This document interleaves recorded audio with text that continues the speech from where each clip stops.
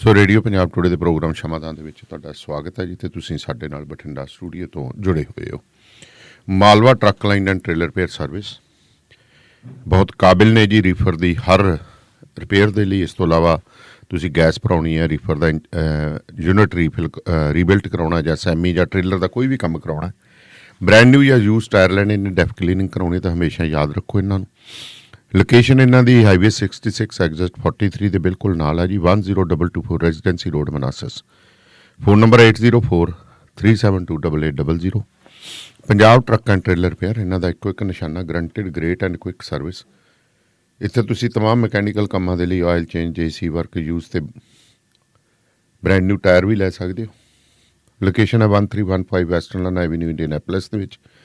ਪਰਮ ਜਾਂ ਜੱਸੀ ਨੂੰ ਕਾਲ ਕਰ ਸਕਦੇ ਹੋ 3179797205 ਜਾਂ 6612045818 ਦੇ ਉੱਤੇ ਕਾਲ ਕਰ ਸਕਦੇ ਹੋ। ਕਿਸੇ ਤਰ੍ਹਾਂ ਦੇ ਵੀ ਅਕਾਊਂਟਸ ਹੈ ਜੀ, ਜਾਂ ਪਰਸਨਲ ਟੈਕਸਿਸ, ਪੇਰੋਲ ਟੈਕਸਿਸ, ਜਾਂ ਹੋਰ ਕਿਸੇ ਤਰ੍ਹਾਂ ਦੀ ਵੀ ਤੁਹਾਨੂੰ ਹਿਸਾਬ ਕਿਤਾਬ ਦੇ ਨਾਲ ਸਹਾਇਤਾ ਚਾਹੀਦੀ ਹੈ ਤਾਂ ਐਕੂਰੇਟ ਅਕਾਊਂਟਸ ਐਂਡ ਟੈਕਸਿਸ ਵਾਲੇ ਮਹਿੰਦਰ ਸਿੰਘ ਸੋਲ ਤੇ ਲੋਕਪਾਲ ਸਿੰਘ ਸੋਲ ਹੋਰਾਂ ਦੇ ਨਾਲ 2535208886 ਦੇ ਉੱਤੇ ਕਾਲ ਕਰ ਸਕਦੇ ਹੋ। ਪੰਜਾਬੀ ਦੇ ਵਿੱਚ ਬੇਝਿਜਕ ਹੋ ਕੇ ਆਪਣੀ ਗੱਲਬਾਤ ਰੱਖੋ। ਇਹਨਾਂ ਦੀ ਕੈਂਟ ਵਾਸ਼ਿੰਗਟਨ ਦੇ ਵਿੱਚ ਲੋਕੇਸ਼ਨ ਹੈ ਜੀ 24915104 ਐਵੀਨਿਊ ਤੇ। ਮੱਖਣ ਨਾਗਰਾ ਹੋਰਾਂ ਦੇ ਸਪਾਈਸ ਪਲੇਸ ਇੰਡੀਅਨ ਰੈਸਟੋਰੈਂਟ, ਜਿਨ੍ਹਾਂ ਦੀ ਲੋਕੇਸ਼ਨ ਕੈਂਟ ਦੇ ਵਿੱਚ ਹੈ 23609104 ਐਵੀਨਿਊ ਤੇ। ਇੱਥੇ ਤੁਸੀਂ ਡਾਈਨ ਇਨ ਕਰ ਸਕਦੇ ਹੋ, ਔਨਲਾਈਨ ਫੂਡ ਡਿਲੀਵਰੀ ਕਰਾ ਸਕਦੇ ਹੋ ਜਾਂ ਫਿਰ ਕੈਟਰਿੰਗ ਵੀ ਕਰਵਾ ਸਕਦੇ ਹੋ। ਫੋਨ ਨੰਬਰ ਹੈ 2063531699 ਜਾਂ 2532467296। ਗੁਰਿੰਦਰ ਗਰੇਵਾਲ ਇੱਕ ਟਰਸਟਡ ਨੇਮ ਹੈ ਜੀ। ਕੰਸਟਰਕਸ਼ਨ ਦੇ ਵਿੱਚ 2069415454 ਦੇ ਉੱਤੇ ਕਾਲ ਕਰ ਸਕਦੇ ਹੋ। ਤੇ ਮੇਰੇ ਨਾਲ ਨੇ ਸਰਦਾਰ ਬਖਤੌਰ ਸਿੰਘ ਢਿੱਲੋਂ ਹੋਰੀ। ਢਿੱਲੋਂ ਸਾਹਿਬ ਸਤਿ ਸ਼੍ਰੀ ਅਕਾਲ। ਸਤਿ ਸ੍ਰੀ ਅਕਾਲ ਜੀ। ਢਿੱਲੋਂ ਸਾਹਿਬ, ਰਾਮ ਰਹੀਮ ਦੀ ਪੈਰੋਲ ਦਾ ਬੜਾ ਰੌਲਾ ਪਿਆ ਜਿੱਦਣ ਦਾ ਇਤਕੀ ਆਇਆ ਨਾ ਜੀ, ਅੱਤ ਮਚਾ ਰੱਖੀ ਹੈ। ਜਿਵੇਂ ਸੋਸ਼ਲ ਮੀਡੀਆ ਦੇ ਉੱਤੇ ਜਿਸ ਢੰਗ ਦੇ ਨਾਲ ਐਕਟਿਵ ਹੋਇਆ ਵੀ ਹਰ ਦੂਜੇ ਦਿਨ ਕੁਛ ਨਾ ਕੁਛ, ਜਾਂ ਪੁਰਾਣੀਆਂ ਉਹਨਾਂ ਦੀਆਂ ਜਿਹੜੀਆਂ ਵੀਡੀਓਜ਼ ਨੇ ਉਹਨਾਂ ਨੂੰ ਲੈ ਕੇ, ਹੋਰ ਲੈ ਕੇ ਪੈਰੋਲ ਦੇ ਮਾਮਲੇ ਦੇ ਉੱਤੇ ਕਿਉਂਕਿ ਲੱਗਦਾ ਇਹਦੀ ਪੈਰੋਲ ਕੈਂਸਲ ਹੋਊਗੀ। ਦੇਖੋ ਗੱਲ ਇਹ ਹੈ ਕਿ ਮਿਸਟਰ ਸਿਆਲਕਾ ਜੀ, ਜਿਹੜੇ ਸ਼੍ਰੋਮਣੀ ਗੁਰਦੁਆਰਾ ਪ੍ਰਬੰਧਕ ਕਮੇਟੀ ਦੇ ਮੈਂਬਰ ਹੈ, ਉਹਨਾਂ ਨੇ ਪਟੀਸ਼ਨ ਦਾਇਰ ਕੀਤੀ ਸੀ, ਪਹਿਲਾਂ ਵੀ ਕੀਤੀ ਸੀ ਜੀ, ਕਿ ਜਿਹੜੀ 40 ਦਿਨਾਂ ਦੀ ਨੂੰ ਪੈਰੋਲ ਦਿੱਤੀ ਹੈ ਰਾਮ ਰਹੀਮ ਨੂੰ, ਉਹ ਪੈਰੋਲ ਰੱਦ ਕੀਤੀ ਜਾਵੇ ਜੀ। ਲੇਕਿਨ ਉਹਦੇ ਵਿੱਚ ਕੁਝ ਤਕਨੀਕੀ ਖਾਮੀਆਂ ਸੀ। ਆਪਾਂ ਜਾਣਦੇ ਹਾਂ ਕਿ ਜਦੋਂ ਕੋਈ ਵੀ ਪਟੀਸ਼ਨ ਦਾਇਰ ਹੁੰਦੀ ਹੈ ਜੀ, ਉਹ ਪਟੀਸ਼ਨ ਸਭ ਤੋਂ ਪਹਿਲਾਂ ਜਾਂਦੀ ਹੈ ਰਜਿਸਟਰੀ ਕੋਲੇ। ਬਿਲਕੁਲ।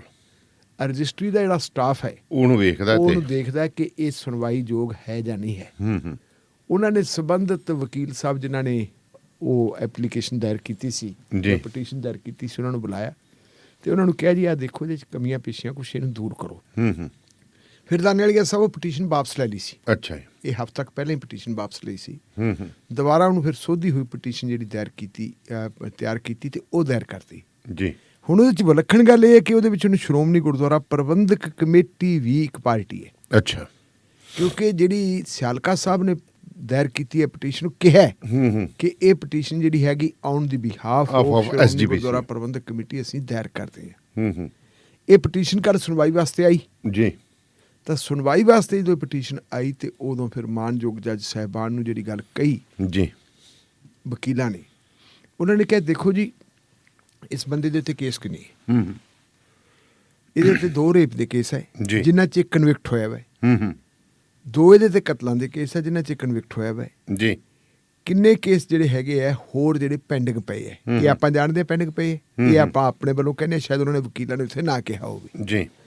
ਔਰ ਇਹ ਬੰਦਾ ਪੈਰੋਲ ਤੇ ਆ ਰਿਹਾ, ਪੈਰੋਲ ਦੇ ਉੱਤੇ ਆ ਕੇ ਇਹ ਸੋਸ਼ਲ ਮੀਡੀਆ ਦੇ ਮਾਧਿਅਮ ਰਾਹੀਂ ਉਹ ਗੱਲਾਂ ਕਰ ਰਿਹਾ ਜਿਹੜੀਆਂ ਇਹਨੂੰ ਨਹੀਂ ਕਰਨੀਆਂ ਚਾਹੀਦੀਆਂ। ਪੈਰੋਲ ਦੀਆਂ ਸ਼ਰਤਾਂ ਦੇ ਮੁਤਾਬਕ ਜੋ ਕੁਛ ਕਰਨਾ ਚਾਹੀਦਾ ਇਹ ਉਹਦੇ ਉਲਟ ਚੱਲ ਰਿਹਾ।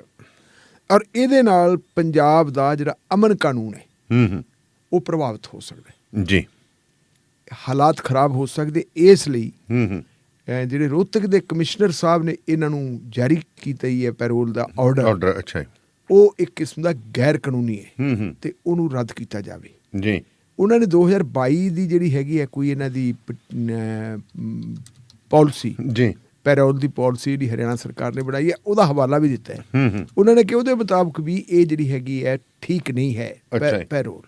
ਇਹ ਗੱਲ ਉਹਨਾਂ ਨੇ ਕਹਿਤੀ। ਹੂੰ ਤਾਂ ਇਹਨੂੰ ਸੁਣਿਆ ਜੀ ਮਾਣਯੋਗ ਹਾਈ ਕੋਰਟ ਨੇ। ਸੁਣਨ ਤੋਂ ਬਾਅਦ ਉਹਨਾਂ ਨੇ ਦੇਖਿਆ ਕਿ ਇਹ ਹੋਰ ਸੁਣਵਾਈਯੋਗ ਹੈ, ਅੱਛਾ ਇਸ ਲਈ ਉਹਨਾਂ ਨੇ ਨੋਟਿਸ ਜਾਰੀ ਕਰ ਦਿੱਤਾ। ਹੂੰ ਆਮ ਤੌਰ ਤੇ ਦਾਨੇਲੀਆ ਸਾਹਿਬ ਜਿਹੜੀਆਂ ਪਟੀਸ਼ਨਾਂ ਸੁਣਨਯੋਗ ਨਹੀਂ ਹੁੰਦੀਆਂ, ਜੀ ਜਿਨ੍ਹਾਂ 'ਚ ਕੋਈ ਦਮ ਨਹੀਂ ਹੁੰਦਾ, ਉਹਨਾਂ ਨੂੰ ਪਹਿਲੀ ਸਟੇਜ ਦੇ ਉੱਤੇ ਹਾਈ ਕੋਰਟ ਜਿਹੜੀ ਹੈ ਉਡਾ ਦਿੰਦੀ ਹੈ ਹੂੰ ਕਿ ਭਾਈ ਅਸੀਂ ਇਹਨੂੰ ਰੱਦ ਕਰਦੇ ਹਾਂ ਤੇ ਜਾਂ ਆਪਦੀ ਚੱਕ ਲਓ ਵਾਪਸ। ਹਾਂਜੀ ਹਾਂਜੀ ਠੀਕ ਹੈ।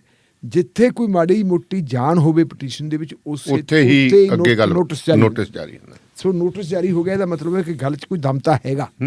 ਜਿਵੇਂ ਤੁਸੀਂ ਗੱਲ ਕਹੀ ਹੈ ਕਿ ਅੱਗ ਮਚਾਈ ਹੋਈ ਹੈ ਜਿਹਦੇ ਦਾ ਐਬ ਹੈ। ਦਾਨੇਲੀਆ ਸਾਹਿਬ ਯਾਦ ਕਰੋ ਤੁਸੀਂ ਸਮਾਂ ਜੀ ਕਿ ਆਪਾਂ ਕਈ ਵਾਰੀ ਇਹ ਕਹਿ ਦਿੰਦੇ ਹਾਂ ਕਿ ਧਰਮ ਜਿਹੜਾ ਹੈਗਾ ਹਰ ਇੱਕ ਬੰਦੇ ਦਾ ਵਿਅਕਤੀਗਤ ਮਾਮਲਾ ਹੈ। ਜਾਂ ਕਈ ਵਾਰੀ ਇਹ ਵੀ ਆ ਜਾਂਦਾ ਕਿ ਕੰਸਟੀਟਿਊਸ਼ਨ ਦੇ ਰਾਹੀਂ ਹਰ ਇੱਕ ਬੰਦੇ ਨੂੰ ਇਹ ਰਾਈਟ ਹੈ ਕਿ ਉਹ ਆਪਣੇ ਵਿਚਾਰਾਂ ਦਾ ਪ੍ਰਗਟਾਵਾ ਕਰੇ। ਜੀ ਪਰ ਸਰਕਾਰਾਂ ਨੇ ਇਹ ਵੀ ਦੇਖਣਾ ਹੁੰਦਾ ਹੈ ਕਿ ਜੇ ਵਿਚਾਰਾਂ ਦਾ ਪ੍ਰਗਟਾਵੇ ਦੇ ਵਿੱਚ ਕੋਈ ਸੱਜੇ ਖੱਬੇ ਗੱਲ ਹੁੰਦੀ ਹੈ, ਚੁੰਡੀਆਂ ਵੱਢਦਾ ਜਾਂ ਕਿਸੇ ਨੂੰ ਵੱਢਦਾ, ਤਾਂ ਇਹ ਮਾਮਲਾ ਜਿਹੜਾ ਹੈਗਾ, ਇਹ ਮਾਮਲਾ ਫਿਰ ਸਾਡੇ ਲਈ ਇੱਕ ਭਿਆਨਕ ਰੋਗ ਬਣ ਸਕਦਾ ਹੈ, ਕਰੋਨਿਕ ਬਿਮਾਰੀ ਬਣ ਸਕਦੀ ਹੈ। ਤੇ ਕਰੋਨਿਕ ਬਿਮਾਰੀ ਪੰਜਾਬ ਚੱਲ ਰਿਹਾ ਹੈ ਜੀ, ਬਿਲਕੁਲ ਚੱਲ ਰਿਹਾ। ਠੀਕ ਹੈ ਨਾ। ਹੁਣ ਤੁਸੀਂ ਇਹ ਦੇਖੋ ਕਿ 1978 ਦੇ ਵਿੱਚ ਜਦੋਂ ਨਿਰੰਕਾਰੀਆਂ ਨੂੰ ਸਮਾਗਮ ਕਰਨ ਦੀ ਇਜਾਜ਼ਤ ਦਿੱਤੀ ਗਈ ਹੈ ਅੰਮ੍ਰਿਤਸਰ ਦੇ ਵਿੱਚ, ਉਸ ਵੇਲੇ ਦੇ ਜਿਹੜੇ DIG ਸਾਹਿਬ ਸੀ ਇੰਟੈਲੀਜੈਂਸ ਦੇ, ਉਹਨਾਂ ਨੇ ਸਾਰੀ ਸਥਿਤੀ ਨੂੰ ਭਾਂਪਿਆ ਜੀ, ਕਿਉਂਕਿ ਉਹ ਤੋਂ ਪਹਿਲਾਂ ਗੱਲਾਂ ਇਹ ਆ ਰਹੀਆਂ ਸੀ ਕਿ ਨਿਰੰਕਾਰੀ ਮੁਖੀ ਗੁਰਬਚਨ ਸਿੰਘ ਜੀ ਇਹ ਕੁਝ ਅਜਿਹੀ ਜਿਹੜੀ ਹੈਗੀ ਹੈ ਬੋਲਬਾਣੀ ਇਸਤੇਮਾਲ ਕਰਦੇ ਹੈ ਜਿਹੜੀ ਬੋਲਬਾਣੀ ਨੂੰ ਇਉਂ ਸਮਝਿਆ ਜਾਂਦਾ ਕਿ ਉਹ ਸਿੱਖਾਂ ਦੇ ਉਲਟ ਹੈ, ਜਾਂ ਜਿਹੜੀ ਗੁਰਬਾਣੀ ਦੀ ਵਿਆਖਿਆ ਕਰਦੇ ਆ ਜਾਂ ਜੋ ਗੁਰਬਾਣੀ ਦਾ ਉਹ ਉਲਟ ਆਸਰਾ ਲੈਂਦੇ ਆ, ਇਹ ਵੀ ਗਲਤ ਹੈ। ਇਹਦਾ ਕਰਕੇ ਸਿੱਖਾਂ ਦੇ ਵਿੱਚੋਂ ਇੱਕ ਹਿੱਸਾ ਜਿਹੜਾ ਉਹ ਇਹਦਾ ਵਿਰੋਧ ਕਰਦਾ ਸੀ ਕਿ ਇਹਨੂੰ ਅਜਿਹਾ ਕਰਨ ਦੀ ਇਜਾਜ਼ਤ ਨਾ ਦਿੱਤੀ ਜਾਵੇ। ਤੇ ਇਹਦੇ ਵਿੱਚ ਜੇ ਆਪਾਂ ਦੇਖੀਏ ਤਾਂ ਮੇਰੇ ਖਿਆਲ ਮੁਤਾਬਕ ਮੁੱਢਲੇ ਤੌਰ ਦੇ ਉੱਤੇ 2 ਆਰਗੇਨਾਈਜੇਸ਼ਨ ਸੀ ਜੀ, ਇੱਕ ਅਖੰਡ ਕੀਰਤਨੀ ਜਥਾ ਤੇ ਇੱਕ ਸੀ ਦਮਦਮੀ ਟਕਸਾਲ ਜੀ। ਉਦੋਂ ਦਮਦਮੀ ਟਕਸਾਲ ਦੇ ਮੁਖੀ ਸੰਤ ਜਰਨੈਲ ਸਿੰਘ ਭਿੰਡਰਾਂ ਵਾਲੇ ਹੁੰਦੇ ਸੀ। ਇੰਟੈਲੀਜੈਂਸ ਵਾਲਿਆਂ ਨੇ ਪਾਸੇ-ਪਾਸੋਂ ਜਿਹੜੀ ਉਹਨਾਂ ਨੂੰ ਇਨਫੋਰਮੇਸ਼ਨ ਮਿਲੀ, ਸੂਹ ਮਿਲੀ ਜੀ, ਉਹਨਾਂ ਨੇ ਦੇਖਿਆ ਕਿ ਗੜਬੜ ਹੋ ਸਕਦੀ ਹੈ।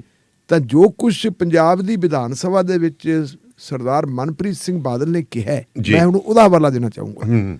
ਉਹਦੇ ਵਿੱਚ ਉਹਨਾਂ ਨੇ ਕਿਹਾ ਕਿ ਉਸ ਵੇਲੇ ਦੇ DIG ਸਾਹਿਬ ਨੇ ਸਰਦਾਰ ਪ੍ਰਕਾਸ਼ ਸਿੰਘ ਬਾਦਲ ਜਿਹੜੇ ਪੰਜਾਬ ਦੇ ਮੁੱਖ ਮੰਤਰੀ ਸੀ, ਉਹਨਾਂ ਨੂੰ ਇਹ ਸਲਾਹ ਦਿੱਤੀ ਸੀ ਜੀ ਕਿ ਆਪਾਂ ਇਹਨਾਂ ਦੀ ਜਿਹੜੀ ਇਹ ਸੈਂਕਸ਼ਨ ਹੈ, ਮਨਜ਼ੂਰੀ ਹੈ ਸਮਾਗਮ ਕਰਨ ਦੀ, ਇਹਨੂੰ ਰੱਦ ਕਰ ਦਈਏ ਜੀ, ਔਰ ਸਮਾਗਮ ਇੱਥੇ ਕਰਨ ਦੀ ਇਜਾਜ਼ਤ ਨਾ ਦਈਏ, ਨਹੀਂ ਤਾਂ ਹਾਲਾਤ ਖਰਾਬ ਹੋ ਜਾਣਗੇ। ਲੇਕਿਨ ਬਾਦਲ ਸਾਹਿਬ ਥੋੜੀ ਜਿਹੀ ਤੁਹਾਨੂੰ ਪਤਾ ਵੀ ਨਰਮ ਵੀ ਹੈ, ਤੇ ਨਾਲ ਜਦੋਂ ਵੋਟਾਂ ਦੀ ਹੋਵੇ ਗਰਜ, ਕਿਉਂਕਿ ਪੰਜਾਬ ਦੇ ਵਿੱਚ ਉਸ ਵੇਲੇ ਨਿਰੰਕਾਰੀਆਂ ਦੀ ਵੋਟ ਵੀ ਕਾਫੀ ਸੀ। ਔਰ ਦਾਨੇਲੀਆ ਸਾਹਿਬ ਮੈਂ ਤੁਹਾਨੂੰ ਦੱਸਾਂ ਕਿ ਉਹ ਵੋਟ ਦਾ ਨਤੀਜਾ ਹੀ ਹੋਇਆ, ਚਲੋ ਆਪਾਂ ਅੱਗੇ ਕਰਦੇ ਹੋ ਗੱਲ, ਉਹ ਵੋਟ ਕਾਫੀ ਸੀ। ਉਹਨਾਂ ਨੇ ਕਹਿੰਦੇ ਨਹੀਂ ਕਾਕਾ ਜੀ ਰਹਿਣ ਦਿਓ ਜੀ, ਫਿਰ ਇਹ ਵਿਚਾਰਾਂ ਦੇ ਪ੍ਰਗਟਾਵੇ ਦਾ ਵੀ ਸਵਾਲ ਹੈ ਤੇ ਤੁਸੀਂ ਇਹਨਾਂ ਨੂੰ ਕਰ ਲੈਣ ਦਿਓ ਜੀ। ਲਓ ਜੀ, ਉਹਨਾਂ ਨੇ ਉੱਥੇ ਆਪਣਾ ਸਮਾਗਮ ਕਰਨ ਵਾਲੀ ਗੱਲ ਕਰ ਲਈ। ਤੇ ਇੱਧਰ ਜਿਹੜੇ ਹੈਗੇ ਫਿਰ ਅਖੰਡ ਕੀਰਤਨੀ ਜਥੇ ਦੇ ਕੁਝ ਮੈਂਬਰ ਤੇ ਦਮਦਮੀ ਟਕਸਾਲ ਦੇ ਕੁਝ ਮੈਂਬਰ, ਉਹਨਾਂ ਨੇ ਕਰਤੀ ਅਰਦਾਸ ਕਿ ਜੀ ਅਸੀਂ ਚੱਲੇ ਹਾਂ ਜੀ, ਅਸੀਂ ਜਾ ਕੇ ਉਹਨਾਂ ਨੂੰ ਕਹਿੰਦੇ ਕਿ ਤੁਸੀਂ ਇਹ ਕਰ ਰਹੇ ਹੋ ਗਲਤ। ਉੱਥੋਂ ਮੇਰਾ ਖਿਆਲ ਹੈ ਵੀ ਦਰਬਾਰ ਸਾਹਿਬ ਤੋਂ ਕੋਈ 12-15 ਕਿਲੋਮੀਟਰ ਪਾਸੇ ਸੀ। ਅੱਛਾ ਜੀ, ਉਦੋਂ ਜਿੱਥੇ ਉਹਨਾਂ ਦਾ ਸਮਾਗਮ ਹੋ ਰਿਹਾ ਸੀ, ਉਹ ਬੰਦੇ ਜਾਂਦੇ ਆ ਉੱਥੇ। ਤੇ ਜਦੋਂ ਉਹ ਗਏ, ਇਸ ਤੋਂ ਪਹਿਲਾਂ ਕਿ ਕੋਈ ਉਹਨਾਂ ਦਾ ਤਰਕ ਵਿਤਰਕ ਹੋਵੇ, ਉੱਥੇ ਫਾਇਰਿੰਗ ਸਟਾਰਟ ਹੋ ਗਈ, ਆਮਣੋ ਸਾਹਮਣੇ ਗੋਲੀਆਂ ਚੱਲ ਪਈਆਂ। ਔਰ ਉਹਨਾਂ ਗੋਲੀਆਂ 'ਚ ਮੇਰੇ ਖਿਆਲ ਮੁਤਾਬਕ, ਜੇ ਮੈਂ ਭੁੱਲਦਾ ਨਹੀਂ ਤਾਂ ਸ਼ਾਇਦ 13 ਸਿੰਘ ਮਾਰੇ ਗਏ ਸੀ। ਕੀਰਤਨੀ ਜਥੇ ਦੇ ਅਖੰਡ ਕੀਰਤਨੀ ਜਥੇ ਵਾਲੇ ਜਿਹੜੇ ਮਾਰੇ ਗਏ ਸੀ। ਉਹਦਾ ਫਿਰ ਨਤੀਜਾ ਇਹ ਹੋਇਆ ਕਿ ਉਦੋਂ ਨਿਰੰਕਾਰੀ ਮੁਖੀ ਨੂੰ ਗੁਰਬਚਨ ਸਿੰਘ ਨੂੰ ਕੱਢਿਆ ਗਿਆ। ਤੇ ਟਿੱਬ ਜਾ ਜਿਹੜੇ ਕੱਢਣ ਵਾਲੇ ਲੋਕ ਸੀ, ਉਹਨਾਂ ਦੇ ਵਿੱਚ ਇੱਕ ਨਾਂ ਆਉਂਦਾ ਸੀ ਨਿਰੰਜਨ ਸਿੰਘ IAS ਦਾ। ਨਿਰੰਜਨ ਸਿੰਘ IAS ਸ਼ਾਇਦ ਉਹਨਾਂ ਦਿਨਾਂ ਦੇ ਵਿੱਚ ਗੁਰਦਾਸਪੁਰ ਡਿਪਟੀ ਕਮਿਸ਼ਨਰ ਲੱਗੇ ਹੋਏ ਸੀ। ਅੱਛਾ ਜੀ। ਫਿਰ ਦਾਨੇਵਾਲੀਆ ਜੀ ਯਾਦ ਕਰੋ ਤੁਸੀਂ, ਪੰਜਾਬ ਦੇ ਸੈਕਟਰੀਏਟ ਦੇ ਵਿੱਚ ਆਮ ਤੌਰ ਤੇ ਬਹੁਤੇ ਲੋਕ ਕਹਿੰਦੇ ਕਿ ਪੰਜਾਬ ਦੇ ਸੈਕਟਰੀਏਟ ਦੇ ਵਿੱਚ ਜਿਹੜੀ ਵਾਰਦਾਤ ਹੋਈ ਹੈ ਉਹ ਹੋਈ ਸੀ ਬੇਅੰਤ ਸਿੰਘ ਦਾ ਕਤਲ। ਪਰ ਬੇਅੰਤ ਸਿੰਘ ਦੇ ਕਤਲ ਤੋਂ ਪਹਿਲਾਂ ਇੱਕ ਕਤਲ ਹੋਰ ਹੋਇਆ ਸੀ ਇੱਥੇ। ਉਹ ਕਤਲ ਹੋਇਆ ਸੀ ਨਿਰੰਜਨ ਸਿੰਘ IAS ਦੇ ਭਰਾ ਦਾ, ਸੈਕਟਰੀਏਟ ਦੇ ਵਿੱਚ ਨਿਕਲਦੇ ਤੇ ਵੜਦੇ ਦਾ ਕਿਤੇ ਉੱਥੇ ਹੋਇਆ ਸੀ। ਜਿਹੜਾ ਉਹ ਕਤਲ ਹੋਇਆ ਸੀ, ਤੇ ਉਹ ਤੋਂ ਫਿਰ ਤੁਸੀਂ ਇਹ ਦੇਖੋ ਕਿ ਚਲਦਿਆਂ ਜਿਹੜੀ ਉਦੋਂ ਦੀ ਅੱਗ ਲੱਗੀ ਹੈ, ਉਹ ਅੱਗ ਅੱਜ ਤੱਕ ਬੁਝੀ ਨਹੀਂ। ਤੇ ਨਤੀਜਾ ਉਹਦਾ ਫਿਰ ਹੋਰ ਹੋਇਆ ਸੀ। ਹਿਸਟਰੀ ਆਪਣੇ ਆਪ ਨੂੰ ਰਿਪੀਟ ਕਰਦੀ ਹੈ। ਜਿਵੇਂ ਹੁਣ ਰਾਮ ਰਹੀਮ ਨੇ ਇੱਕ ਐਪਲੀਕੇਸ਼ਨ ਦਾਇਰ ਕੀਤੀ ਹੋਈ ਹੈ ਸੁਪਰੀਮ ਕੋਰਟ ਦੇ ਵਿੱਚ ਆਪਣੇ ਹੋਰ ਬੰਦਿਆਂ ਦੇ ਨਾਲ ਕਿ ਜੀ ਸਾਨੂੰ ਜਿਹੜੀ ਹੈਗੀ ਸਾਡੀ ਟ੍ਰਾਇਲ ਜਿਹੜੀ ਪੰਜਾਬ 'ਚ ਹੋ ਰਹੀ ਹੈ, ਟ੍ਰਾਇਲ ਜਿਹੜੀ ਹੈ ਸ਼ਿਫਟ ਕੀਤੀ ਜਾਵੇ। ਹੂੰ ਕਿੱਧਰ ਨੂੰ ਸ਼ਿਫਟ ਕੀਤੀ ਜਾਵੇ? ਪੰਜਾਬ ਤੋਂ ਬਾਹਰ। ਜੀ। ਤੇ ਕਾਰਨ ਕੀ ਦੱਸਿਆ? ਕਹਿੰਦੇ ਜੀ ਇੱਥੇ ਵਾਤਾਵਰਨ ਸਾਡੇ ਅਨੁਕੂਲ ਨਹੀਂ। ਹੂੰ ਇੱਕ ਤਾਂ ਮਹਿੰਦਰਪਾਲ ਬਿੱਟੂ ਇਹਨਾਂ ਦਾ ਕੋਈ ਪ੍ਰੇਮੀ ਸੀ ਜਿਹੜਾ ਮਾਰਿਆ ਗਿਆ ਸੀ ਨਾਭਾ ਜੇਲ੍ਹ 'ਚ, ਤੇ ਇੱਕ ਪ੍ਰਦੀਪ ਕੁਮਾਰ ਆ ਪਿਛਲੇ ਦਿਨਾਂ ਦੇ ਵਿੱਚ ਜਿਹੜਾ ਕੋਟਕਪੂਰੇ ਮਾਰਿਆ ਮਾਰਿਆ ਗਿਆ। ਗਿਆ। ਉਹਨਾਂ ਦੋਨਾਂ ਦਾ ਹਵਾਲਾ ਦੇ ਕੇ ਇਹ ਗੱਲ ਕਹੀ ਹੈ ਕਿ ਸਾਡੀ ਜਿਹੜੀ ਹੈਗੀ ਹੈ ਉਹ ਟ੍ਰਾਇਲ ਇੱਥੋਂ ਚੇਂਜ ਕਰ ਦਿਓ, ਮੁਕੱਦਮੇ ਨੂੰ ਚੇਂਜ ਕਰਕੇ ਬਾਹਰ ਭੇਜ ਦਿਓ। ਜੀ। ਹੁਣ ਦਾਨੇਵਾਲੀਆ ਸਾਹਿਬ, ਮੈਂ ਹਿਸਟਰੀ ਰਿਪੀਟ ਕਿਉਂ ਕਰਨਾ ਹੂੰ ਇਹੀ ਕੁਛ ਜਿਹੜਾ ਹੈਗਾ ਉਸ ਵੇਲੇ ਹੋਇਆ ਸੀ ਜੀ। ਗੁਰਬਚਨ ਸਿੰਘ ਨੇ, ਅੱਛਾ ਜੀ। ਉਹਨੇ ਵੀ ਪਟੀਸ਼ਨ ਦਾਇਰ ਕੀਤੀ ਸੀ ਜੀ ਸਾਡਾ ਕੇਸ ਇੱਥੋਂ ਬਦਲ ਦਿਓ, ਤੇ ਉਸ ਪਟੀਸ਼ਨ ਦਾ ਪੰਜਾਬ ਸਰਕਾਰ ਨੂੰ ਜਿੰਨਾ ਜ਼ਬਰਦਸਤੀ ਨਾਲ ਵਿਰੋਧ ਕਰਨਾ ਚਾਹੀਦਾ ਸੀ ਉਹ ਨਹੀਂ ਕੀਤਾ। ਅੱਛਾ ਜੀ। ਤੇ ਹੋਇਆ ਕਿ ਹਾਈ ਕੋਰਟ ਨੇ ਉਹ ਪਟੀਸ਼ਨ ਜਿਹੜੀ ਹੈਗੇ ਕੇਸ ਤਬਦੀਲ ਕਰਕੇ ਹਰਿਆਣੇ 'ਚ ਭੇਜਤਾ ਸੀ। ਹੂੰ ਮੇਰੇ ਖਿਆਲ ਮੁਤਾਬਕ ਸ਼ਾਇਦ ਕਰਨਾਲ ਭੇਜਿਆ ਸੀ। ਠੀਕ ਹੈ। ਔਰ ਉਹਦੇ ਵਿੱਚ ਜਿਹੜੀ ਹੈਗੀ ਹੈ ਸਾਰੇ ਦੇ ਸਾਰੇ ਦੋਸ਼ੀਆਂ ਨੂੰ ਅਦਾਲਤ 'ਚੋਂ ਰਿਲੀਫ ਮਿਲ ਗਈ ਸੀ, ਬਰੀ ਹੋ ਗਏ ਸੀ। ਇੱਕ ਬੰਦੇ ਨੂੰ ਕੈਦ ਹੋਈ ਸੀ ਸ਼ਾਇਦ 1 ਸਾਲ ਦੀ, ਉਹਦੇ ਕੋਲ ਕੋਈ ਪਿਸਤੌਲ ਰਿਕਵਰ ਹੋਇਆ ਸੀ। ਜੀ। ਆਰਮਜ਼ ਐਕਟ ਦੇ ਵਿੱਚ ਹੋਈ ਸੀ, ਬੰਦੇ ਮਾਰਨ 'ਚ ਨਹੀਂ ਹੋਈ ਸੀ। ਹੂੰ 13 ਬੰਦੇ ਮਾਰਨ 'ਚ ਨਹੀਂ ਹੋਈ ਸੀ। ਜੀ। ਔਰ ਉਹਦੇ ਨਾਲ ਫਿਰ ਇੱਕ ਬੇਗਾਨਗੀ ਦੀ ਭਾਵਨਾ ਅਜਿਹੀ ਪੈਦਾ ਹੋਈ ਕਿ ਸਿੱਖਾਂ ਲਈ ਇਸ ਦੇਸ਼ ਦੇ ਵਿੱਚ ਇਨਸਾਫ ਨਾਂ ਦੀ ਕੋਈ ਚੀਜ਼ ਨਹੀਂ ਹੈਗੀ। ਬਿਲਕੁਲ ਬੇਗਾਨਗੀ ਉਦੋਂ ਬੇਗਾਨਗੀ ਉੱਥੋਂ ਪੈਦਾ ਹੁੰਦੀ ਹੈ, ਉਹ ਚਲਦੀ ਚਲਾਉਂਦੀ ਹੈ। ਹੂੰ ਹੁਣ ਇਹੀ ਚੀਜ਼ ਜੇ ਆਪਾਂ ਇਹਨੂੰ ਸਾਰੀ ਉਹਦੇ ਨਾਲ ਕੋਰਿਲੇਟ ਕਰਕੇ ਦੇਖੀਏ, ਜਿਹੜੀ ਇਹ ਪਟੀਸ਼ਨ ਹੈ, ਜੀ, ਇਸ ਪਟੀਸ਼ਨ ਦੇ ਵਿੱਚ ਵੀ ਜਿਹੜਾ ਖਦਸ਼ਾ ਜ਼ਾਹਰ ਕੀਤਾ ਕਿ ਜਿਸ ਕਿਸਮ ਦੀਆਂ ਗੱਲਾਂ ਕਰਦਾ ਹੈ ਉਹ ਗੱਲਾਂ ਠੀਕ ਨੇ। ਸਾਇੰਸਦਾਨਾਂ ਨੂੰ ਵੀ ਹੁਣ ਤੱਕ ਚੁਣੌਤੀ ਦੇਈ ਜਾਂਦਾ। ਦੇਈ ਜਾਂਦਾ ਉਹ ਤਾਂ। ਉਹ ਇੰਜੀਨੀਅਰਾਂ ਨੂੰ ਵੀ ਚੁਣੌਤੀ ਦੇਈ ਜਾਂਦਾ। ਉਹ ਤਾਂ ਕ੍ਰਿਕਟ ਵੀ ਕਹਿੰਦਾ ਧੋਨੀ ਨੂੰ ਮੈਂ ਸਿਖਾਈ ਆ, ਪਤਾ ਨਹੀਂ ਕੀ ਕੁਝ ਬੋਲੀ ਜਾਂਦਾ, ਪਤਾ ਨਹੀਂ ਕਿਹੜਾ ਕੀ ਕੁਝ ਕੀਤਾ ਕਰਾਇਆ। ਫਿਲਮਾਂ ਵੀ ਸਾਰਾ ਕੁਝ ਜਿਹੜਾ ਮਾਮਲਾ ਜਿਹੜਾ ਹੈਗਾ ਬੜਾ ਸੰਜੀਦਾ ਹੈ। ਇੱਥੇ ਮੈਂ ਫੇਰ ਗੱਲ ਕਹਿਣੀ ਚਾਹੂੰਗਾ ਭਗਵੰਤ ਮਾਨ ਹੋਰਾਂ ਦੀ ਸਰਕਾਰ ਨੂੰ ਕਿ ਚਲੋ ਇਹ ਗੱਲ ਤਾਂ ਹੈਗੀ ਹਰਿਆਣੇ ਨਾਲ ਰਿਲੇਟਡ, ਹਰਿਆਣੇ ਦੀ ਸਰਕਾਰ ਨੂੰ ਨੋਟਿਸ ਦਿੱਤਾ, ਇਹ ਤਾਂ ਹਰਿਆਣਾ ਜਾਣੇ, ਹਾਈ ਕੋਰਟ ਜਾਣੇ ਤੇ ਸ਼੍ਰੋਮਣੀ ਗੁਰਦੁਆਰਾ ਪ੍ਰਬੰਧਕ ਕਮੇਟੀ ਹੈ ਜੀ। ਪਰ ਇੱਕ ਗੱਲ ਯਾਦ ਰੱਖੋ, ਜੇ ਇਹਨਾਂ ਦਾ ਮੁਕੱਦਮਾ ਪੰਜਾਬ ਚੋਂ ਟਰਾਂਸਫਰ ਹੋ ਕੇ ਬਾਹਰ ਚਲਾ ਗਿਆ ਫਿਰ ਤਾਂ ਤੇ ਜਿਹੋ ਜੀ ਤਫਤੀਸ਼ ਹੋਈ ਹੈ ਹੁਣ ਤੱਕ, ਜਿਹੋ ਜੀ ਤਫਤੀਸ਼ ਹੋਈ ਹੈ ਦਾਨੇਵਾਲੀਆ ਸਾਹਿਬ, ਉਸ ਤਫਤੀਸ਼ ਤੇ ਪਤਾ ਹੀ ਆਪਾਂ ਵੀ ਉਹਦਾ ਰਿਜ਼ਲਟ ਕੀ ਹੋਣਾ। ਉਹ ਮੇਰੇ ਕਹਿਣ ਦੀ ਗੱਲ ਨਹੀਂ, ਉਹ ਕੁੰਵਰ ਵਿਜੇ ਪ੍ਰਤਾਪ ਸਿੰਘ ਜਿਹੜਾ ਆਮ ਆਦਮੀ ਪਾਰਟੀ ਦਾ MLA ਹੈ ਤੇ ਜਿਹਨੇ ਇਹ ਤਫਤੀਸ਼ ਕੀਤੀ ਹੈ, ਉਹ ਵੀ ਕਹੀ ਜਾਂਦਾ ਕਿ ਮਾਮਲਾ ਗੜਬੜਾ ਹੈ, ਨਿਕਲਣਾ ਇਹਦੇ ਵਿੱਚੋਂ ਕੱਖ ਨਹੀਂ। ਤੇ ਫਿਰ ਇੱਕ ਹੋਰ ਨਵੀਂ ਬੇਗਾਨਗੀ ਦੀ ਭਾਵਨਾ ਪੈਦਾ ਹੋਊਗੀ ਜੀ। ਇਸ ਦੇ ਲਈ ਜ਼ਰੂਰੀ ਇਹ ਹੈ ਕਿ ਇੱਕ ਤਾਂ ਉਸ ਕੇਸ ਦੀ ਪੈਰਵਾਈ ਜਿਹੜੀ ਹੈਗੀ ਹੈ ਪੂਰੀ ਮੁਸਤੈਦੀ ਨਾਲ ਕੀਤੀ ਜਾਵੇ। ਵੱਡੇ ਵਕੀਲ ਕਰ ਲਓ, ਹੋਰ ਕਰ ਲਓ। ਜੇ ਵਿਕਰਮ ਮਜੀਠੀਆ ਦੇ ਖਿਲਾਫ ਪਟੀਸ਼ਨ ਦਾਇਰ ਕਰਨ ਵਾਸਤੇ ਅਸੀਂ ਸੁਪਰੀਮ ਕੋਰਟ ਦੇ ਵਿੱਚ ਬਹੁਤ ਸੀਨੀਅਰ ਵਕੀਲ ਕਰ ਸਕਦੇ ਹਾਂ, ਤੇ ਜਿੱਥੇ ਫਿਰ ਮਾਮਲਾ ਲੋਕਾਂ ਦੀਆਂ ਭਾਵਨਾਵਾਂ ਨਾਲ ਜੁੜਿਆ ਹੋਵੇ ਉੱਥੇ ਭਾਵੇਂ 10 ਵਕੀਲ ਕਰਨੇ ਪੈਣ। 10 ਵਕੀਲ ਕਰ ਲਓ। ਜਿਹੜੇ ਫਿਰ ਅੱਜ ਅਸੀਂ ਕਰਜ਼ੇ ਦੀ ਗੱਲ ਕਰਦੇ ਹਾਂ ਜੀ, 3 ਲੱਖ ਕਰੋੜ 4 ਲੱਖ ਕਰੋੜ, ਇਸ ਕਰਜ਼ੇ ਦੀ ਜਿਹੜੀ ਬੁਨਿਆਦ ਹੈ, ਇਹਦੀ ਜਿਹੜੀ ਨੀਂਹ ਹੈ, ਇਹ ਉੱਥੋਂ ਟਿਕੀ ਗਈ ਸੀ। ਤੇ ਫਿਰ ਪਤਾ ਨਹੀਂ ਕਿੰਨਾ ਕੁ ਕਰਜ਼ਾ ਹੋਰ ਹੋ ਜਾਏ। ਤੇ ਤੁਸੀਂ ਤਾਂ ਇਹ ਗੱਲ ਕਰਦੇ ਹੋ ਕਿ ਅਸੀਂ ਇੱਥੇ ਇਨਵੈਸਟਮੈਂਟ ਕਰਾਵਾਂਗੇ। ਮੇਰਾ ਖਿਆਲ ਹੈ ਇੱਥੋਂ ਦੇ ਆਮ ਜਿਹੜੇ ਲੋਕ ਆ ਨਾ, ਉਹ ਵੀ ਪੰਜਾਬ ਨੂੰ ਛੱਡ ਕੇ ਭੱਜਣਗੇ। ਹਾਲਾਤ ਤਾਂ ਪੈਦਾ ਕੀਤੇ ਜਾ ਰਹੇ, ਇਹ ਹਾਲਾਤ ਪੈਦਾ ਕੀਤੇ ਜਾ ਰਹੇ। ਇਸ ਲਈ ਤੁਹਾਡੇ ਤੋਂ ਡੈਲੀਬਰੇਟਲੀ ਖਾਲੀ ਕਰਾਇਆ ਜਾਂਦਾ। ਬਿਲਕੁਲ। ਪਹਿਲਾਂ ਦੇਖੋ ਸਟੂਡੈਂਟਾਂ ਦੇ ਨਾਂ ਤੇ ਤੁਹਾਡੇ ਤੋਂ ਖਾਲੀ ਕਰਾ ਲਿਆ। ਕਿਸੇ ਨੇ ਰੋਕਣ ਦੀ ਕੋਸ਼ਿਸ਼ ਕੀਤੀ ਹੈ? ਇੰਨਾ ਪੈਸਾ ਬਾਹਰ ਜਾ ਰਿਹਾ, ਕਿਸੇ ਨੇ ਰੋਕਣ ਦੀ ਕੋਸ਼ਿਸ਼ ਕੀਤੀ ਹੈ? ਨਹੀਂ। ਦਾਨੇਵਾਲੀਆ ਸਮਝ ਕੀ ਕਰਨ ਸਟੂਡੈਂਟਸ ਨੂੰ ਜਦੋਂ ਇਸ ਗੱਲ ਦਾ ਪਤਾ ਵੀ ਸਾਨੂੰ ਇੱਥੇ ਰੁਜ਼ਗਾਰ ਨਹੀਂ ਮਿਲ ਰਿਹਾ। ਗੱਲ ਉਹੀ ਹੈ ਢਿੱਲੋਂ ਸਾਹਿਬ, ਯੂਨੀਵਰਸਿਟੀਆਂ ਦੇ ਤੁਸੀਂ ਟੀਚਰ ਨਹੀਂ ਦੇ ਰਹੇ। ਤੁਸੀਂ ਸਾਰਾ ਦੇਖੋ ਪੰਜਾਬ ਹੈ, ਖੇਤੀਬਾੜੀ ਯੂਨੀਵਰਸਿਟੀ ਦੇ ਵਿੱਚ ਪੇਂਡੂ ਮੁੰਡਿਆਂ ਦੇ ਲਈ 60% ਦੀ ਰਿਜ਼ਰਵੇਸ਼ਨ ਸੀ, ਤੁਸੀਂ ਉਹ ਖਤਮ ਕਰਤੀ। ਉਦੋਂ ਬਾਅਦ ਖੇਤੀਬਾੜੀ ਦਾ ਭੱਠਾ ਬਹਿ ਗਿਆ, ਇੰਡਸਟਰੀ ਦਾ ਤੁਸੀਂ ਭੱਠਾ ਬਿਠਾਤਾ। ਠੀਕ ਹੈ, ਜਿਹੜੀ ਇੰਡਸਟਰੀ ਲੱਗੀ ਵੀ ਹੈ, ਸਾਡੇ ਰਿਫਾਈਨਰੀ ਲੱਗੀ, ਕਿੰਨੇ ਪੰਜਾਬੀਆਂ ਨੂੰ ਕਿਸੇ ਨੂੰ ਨਹੀਂ ਮਿਲੀ। ਕਿਹਨੂੰ ਮਿਲੇ? NFL ਤੇ ਬਠਿੰਡੇ ਕੀ ਕਹਿੰਦੇ ਛਾਉਣੀ ਤੇ ਤੁਸੀਂ ਆਹ ਲੈ ਲਓ ਥਰਮਲ ਪਲਾਂਟ ਸੀ, ਜਿੱਥੇ ਮਿਲ ਗਿਆ ਉਹ ਰਿਟਾਇਰ ਹੋ ਗਏ, ਬਸ ਗਈ ਗੱਲ। ਬਿਲਕੁਲ ਛਾਉਣੀ ਦੇ ਵਿੱਚ ਵੀ ਲੇਬਰ ਦੀ ਮਿਲ ਗਈ, ਚਲੋ ਕੁਛ ਤਾਂ ਮਿਲੀ, ਜਿਵੇਂ ਮਰਜ਼ੀ ਲੈ ਲਓ, ਕਿਸੇ ਨੂੰ ਤਾਂ ਸਾਰਾ ਹੋਇਆ ਨਾ। ਦਾਨੇਵਾਲੀਆ ਸਾਹਿਬ, ਸਾਡੇ ਨਾਲ ਬੇਇਨਸਾਫੀ ਕੀ ਹੋ ਰਹੀ ਹੈ ਕਿ ਸਾਡੀਆਂ ਜ਼ਮੀਨਾਂ ਅਕਵਾਇਰ ਹੋ ਰਹੀਆਂ। ਕਾਹਦੇ ਵਾਸਤੇ? ਬਾਹਰ ਲੈਣ ਨਹੀਂ ਦੇ ਦਿੰਦੇ। ਨਹੀਂ ਬਾਹਰ ਲੈਣ ਨਹੀਂ, ਕਾਹਦੇ ਵਾਸਤੇ ਅਕਵਾਇਰ ਹੋ ਰਹੀਆਂ? ਕਹਿੰਦੇ ਜੀ ਡਿਵੈਲਪਮੈਂਟ ਵਾਸਤੇ। ਤੇ ਜਿੱਥੇ ਉਹ ਡਿਵੈਲਪਮੈਂਟ ਹੋਣੀ ਹੈ, ਜਿਹੜੀ ਉਹਦੀ ਕੰਸਟਰਕਸ਼ਨ ਹੋਣੀ ਹੈ, ਉੱਥੇ ਲੇਬਰ ਆ ਰਹੀ ਹੈ ਬਾਹਰਲੀ। ਜਿਹੜੇ ਬੰਦੇ ਉੱਥੇ, ਚਲੋ ਅਸੀਂ ਠੀਕ ਹੈ, ਅਸੀਂ ਟੈਕਨੀਕਲ ਨਹੀਂ ਹੋ ਸਕਦੇ, ਅਸੀਂ ਡਾਕਟਰ ਨਹੀਂ ਹੋ ਸਕਦੇ, ਇੰਜੀਨੀਅਰ ਨਹੀਂ ਹੋ ਸਕਦੇ, ਅਸੀਂ ਕਲਰਕ ਤਾਂ ਹੋ ਸਕਦੇ ਹਾਂ, ਬਿਲਕੁਲ, ਅਸੀਂ ਚਪੜਾਸੀ ਤਾਂ ਹੋ ਸਕਦੇ ਹਾਂ, ਅਸੀਂ ਮਾਲੀ ਤਾਂ ਹੋ ਸਕਦੇ ਹਾਂ, 40-45 ਹਜ਼ਾਰ ਤਨਖਾਹ ਲੈਣ ਜੋਗੇ ਤਾਂ ਹੋ ਸਕਦੇ। ਸਾਨੂੰ ਉਹ ਨੌਕਰੀਆਂ ਵੀ ਨਹੀਂ ਮਿਲਦੀਆਂ। ਮੈਂ ਮਿਸਾਲ ਦਿੰਦਾ, ਮੇਰੇ ਪਿੰਡ ਦੇ ਵਿੱਚ ਲੱਗਿਆ ਹੋਇਆ ਜੀ, ਸਾਡੀ 500 ਤੇ 44, ਮੇਰੇ ਖਿਆਲ 540-44 ਜਿਹੜੀ ਹੈ ਜ਼ਮੀਨ ਪਿੰਡ ਦੀ ਅਕਵਾਇਰ ਹੋਈ ਹੈ, ਏਕੜ। ਉੱਥੇ ਕੀ ਬਣਿਆ ਜੀ? ਉੱਥੇ ਬਣਿਆ ਸੈਂਟਰਲ ਯੂਨੀਵਰਸਿਟੀ, ਉੱਥੇ ਬਣ ਗਿਆ ਯੂਨੀਵਰਸਿਟੀ ਕਾਲਜ, ਉੱਥੇ ਬਣ ਗਿਆ ਜੀ ਸਪੋਰਟਸ ਸਕੂਲ, ਉੱਥੇ ਬਣ ਗਈ NCC ਦਾ ਸੈਂਟਰ ਬਣ ਗਿਆ, ਸਾਰਾ ਕੁਝ ਬਣ ਗਿਆ। ਲੇਕਿਨ ਉੱਥੇ ਜਿਹੜੀਆਂ ਨੌਕਰੀਆਂ ਮਿਲੀਆਂ, ਕਿਹਨਾਂ ਨੂੰ ਮਿਲੀਆਂ ਨੌਕਰੀਆਂ? ਸਾਰੀਆਂ ਲੰਬੀ ਹਲਕੇ ਦੇ ਲੋਕਾਂ ਨੂੰ, ਪਿੰਡ ਦੇ ਬੰਦੇ ਨੂੰ ਨੌਕਰੀ ਨਹੀਂ ਮਿਲੀ। ਠੀਕ ਹੈ, ਇਸ ਕਰਕੇ ਜਿਹੜੀਆਂ ਇਹਦੇ ਨਾਲ ਲੋਕਾਂ ਦੇ ਵਿੱਚ ਜਿਹੜੀ ਇਹ ਬੇਗਾਨਗੀ ਪੈਦਾ ਹੁੰਦੀ ਹੈ। ਅਗਲਾ ਕਹਿੰਦਾ ਕਰੀਏ ਕੀ? ਮੈਂ ਪਿਛਲੇ ਦਿਨਾਂ 'ਚ ਆਪਣਾ ਵੈਪਨ ਦਾ ਲਾਇਸੈਂਸ ਰਿਨਿਊ ਕਰਾਉਣ ਵਾਸਤੇ ਗਿਆ। ਉਹ ਹੁੰਦਾ ਨਾ ਆਪਣੇ ਨਾਲ, ਆਪਾਂ ਨੂੰ ਅੱਜ ਕੱਲ੍ਹ ਉਹ ਵੈਰੀਫਿਕੇਸ਼ਨ ਕਰਾਉਣੀ ਪੈਂਦੀ ਹੈ ਵੀ ਕੁਛ ਬੰਦੇ ਨਾਲ ਲੈ ਕੇ ਆਓ। ਪੰਚਾਇਤ ਮੈਂਬਰ ਮੇਰੇ ਨਾਲ ਇੱਕ ਗਿਆ ਤੇ ਉਹ ਪੰਚਾਇਤ ਮੈਂਬਰ ਕਹਿੰਦਾ ਮੈਂ ਵੈਰੀਫਿਕੇਸ਼ਨ ਕਰਵਾ ਦੇਣਾ, ਕਰਵਾ ਵੈਰੀਫਿਕੇਸ਼ਨ। ਮੈਂ ਕਿਹਾ ਤੈਨੂੰ ਕਿੰਨਾ ਕੁ ਤਜਰਬਾ ਹੋ ਗਿਆ? ਕਹਿੰਦਾ ਮੈਨੂੰ ਬਹੁਤ ਤਜਰਬਾ ਹੋ ਗਿਆ, ਆਪਣਾ ਚੇਲਾ ਬਲ ਕਹੀਏ। ਮੈਂ ਕਿਹਾ ਕਿਵੇਂ? ਕਹਿੰਦਾ ਜੀ ਮੈਂ ਤਾਂ ਕਰਾਤੀ ਹੈ 100-150 ਵੈਰੀਫਿਕੇਸ਼ਨ। ਅੱਛਾ। ਉਹ ਮੈਂ ਕਿਹਾ 100-150 ਇਹਨੇ ਆਪਣੇ ਅਸਲੇ ਦੇ ਇੰਨੇ ਵੱਧ ਗਏ ਲਾਇਸੈਂਸ। ਜੇ ਤੂੰ ਇਕੱਲੇ ਨੇ ਕਰਾਤੀ ਤੇ 10 ਪੰਚ ਹੈ ਸਣੇ ਸਰਪੰਚ ਦੇ, ਤੇ ਫਿਰ ਤਾਂ ਗੱਲ ਬੜੀ। ਨਹੀਂ ਜੀ ਨਹੀਂ ਕਹਿੰਦਾ ਉਹ ਨਹੀਂ ਗੱਲ। ਮੈਂ ਕਿਹਾ ਹੋਰ ਕੀ ਹੈ? ਆਹ ਮੁੰਡੇ ਜਿਹੜੇ ਬਾਹਰ ਜਾਂਦੇ, ਅੱਛਾ, ਉਹ ਬੱਚਿਆਂ ਨੂੰ ਦੇਣੀ ਹੁੰਦੀ ਹੈ ਨਾ ਉਹਨਾਂ ਦੀ, ਉਹ PCC ਉਹ ਕਹਿੰਦਾ ਜੀ 100-150 ਤਾਂ ਮੈਂ ਕਰਵਾਤੇ। ਜੇ ਮੇਰੇ ਵਰਗੇ ਪਿੰਡਾਂ ਦੀ ਹਾਲਤ ਇਹ ਹੈ ਜਿਹਨਾਂ ਨੂੰ ਅਸੀਂ ਪਛੜੇ ਪਿੰਡਾਂ ਦੇ ਵਿੱਚ ਸਮਝਦੇ ਰਹੇ ਹਾਂ, ਤੇ ਪੰਜਾਬ ਦਾ ਤੁਸੀਂ ਸਿਲਸਿਲਾ ਲਾ ਲਓ ਕੀ ਉਹ ਕਹਿੰਦੇ ਟਿੱਬਿਆਂ ਦਾ ਪਿੰਡ ਹੈ। ਹਾਂਜੀ ਹਾਂਜੀ ਹਾਂਜੀ। ਇਸ ਕਰਕੇ ਬੜਾ ਮਤਲਬ ਜਿਹੜਾ ਬੜਾ ਨਾਜ਼ੁਕ ਮਾਮਲਾ ਹੈ ਜੀ। ਜੀ, ਤੇ ਹੁਣ ਗੱਲ ਕਰੀਏ ਜੀ ਵਿਜੀਲੈਂਸ ਦੀ। ਪਹਿਲੀ ਵਾਰੀ ਮੈਨੂੰ ਲੱਗਦਾ ਇੱਕ SC ਲੈਵਲ ਦਾ, ਜਿਹਨੂੰ SC ਕਹਿੰਦੇ, SDO ਤੋਂ ਉੱਤੇ ਹੁੰਦਾ SC ਨਾ, ਐਕਸੀਅਨ ਤੋਂ ਉੱਤੇ, ਐਕਸੀਅਨ ਤੋਂ ਉੱਤੇ। ਸੋ ਬਿਜਲੀ ਦਾ ਜਿਹੜਾ ਹੈਗਾ ਪੰਜਾਬ ਸਟੇਟ ਪਾਵਰ ਸਪਲਾਈ ਜਿਹੜੀ ਹੈ ਕਾਰਪੋਰੇਸ਼ਨ ਹੈ PPCL ਜੀ, ਉਹਦੀਆਂ ਬਾਹਾਂ ਬੰਨ ਲਈਆਂ ਜੀ ਵਿਜੀਲੈਂਸ ਨੇ। ਕਿਉਂ ਮੰਨੀਆਂ? ਹਾਂ, ਤੁਸੀਂ ਇਹ ਪੁੱਛੋ ਕਿਉਂ ਬਣੀਆਂ? ਕਿ ਤਾਂ ਬੰਦੇ ਨੇ ਪੈਸੇ ਨਗਦ ਲੈ ਲਏ। ਅੱਛਾ। ਪਹਿਲਾਂ ਤਾਂ ਬਚਾਉਣ ਦੇ ਪੈਸੇ ਲਏ ਨਗਦ। ਹਾਂ, ਬਚਾਉਣ ਦੇ ਲਈ ਕਹਿੰਦਾ ਵੀ ਦੇ ਮੈਨੂੰ ਪੈਸੇ। ਬਚਾਉਣ ਦੇ ਕਾਹਤੇ? ਕਾਸ ਤੋਂ ਬਚਾਉਣ ਦੇ। ਮੈਂ ਦੱਸਦਾ ਨਾ ਕਿ ਮੈਂ ਸਾਰੇ ਬਚਾਉਣ ਦੇ ਲਈ 15 ਲੱਖ ਬੰਦਾ ਬਚਿਆ ਨਾ। ਅੱਛਾ। ਉਹ ਫਿਰ ਟੰਗਿਆ ਗਿਆ। ਫਿਰ ਕਹਿੰਦਾ ਹੁਣ ਮੈਂ ਤੈਨੂੰ ਬਹਾਲ ਕਰਾਉਣਾ। ਤੇ ਬਹਾਲ ਕਰਾਉਣ ਦੇ ਮੰਗ ਲਏ, ਫਿਰ ਉਹਨੇ 20 ਲੱਖ। ਅੱਛਾ, ਬੱਲੇ। ਹਾਂ, ਮਾਮਲਾ ਕੀ ਹੈ? ਮਾਮਲਾ ਇਹ ਹੈ ਕਿ ਇੱਕ ਸਟੋਰ ਕੀਪਰ ਸੀ ਲੱਗਿਆ ਹੋਇਆ ਬੇਰਕੇ।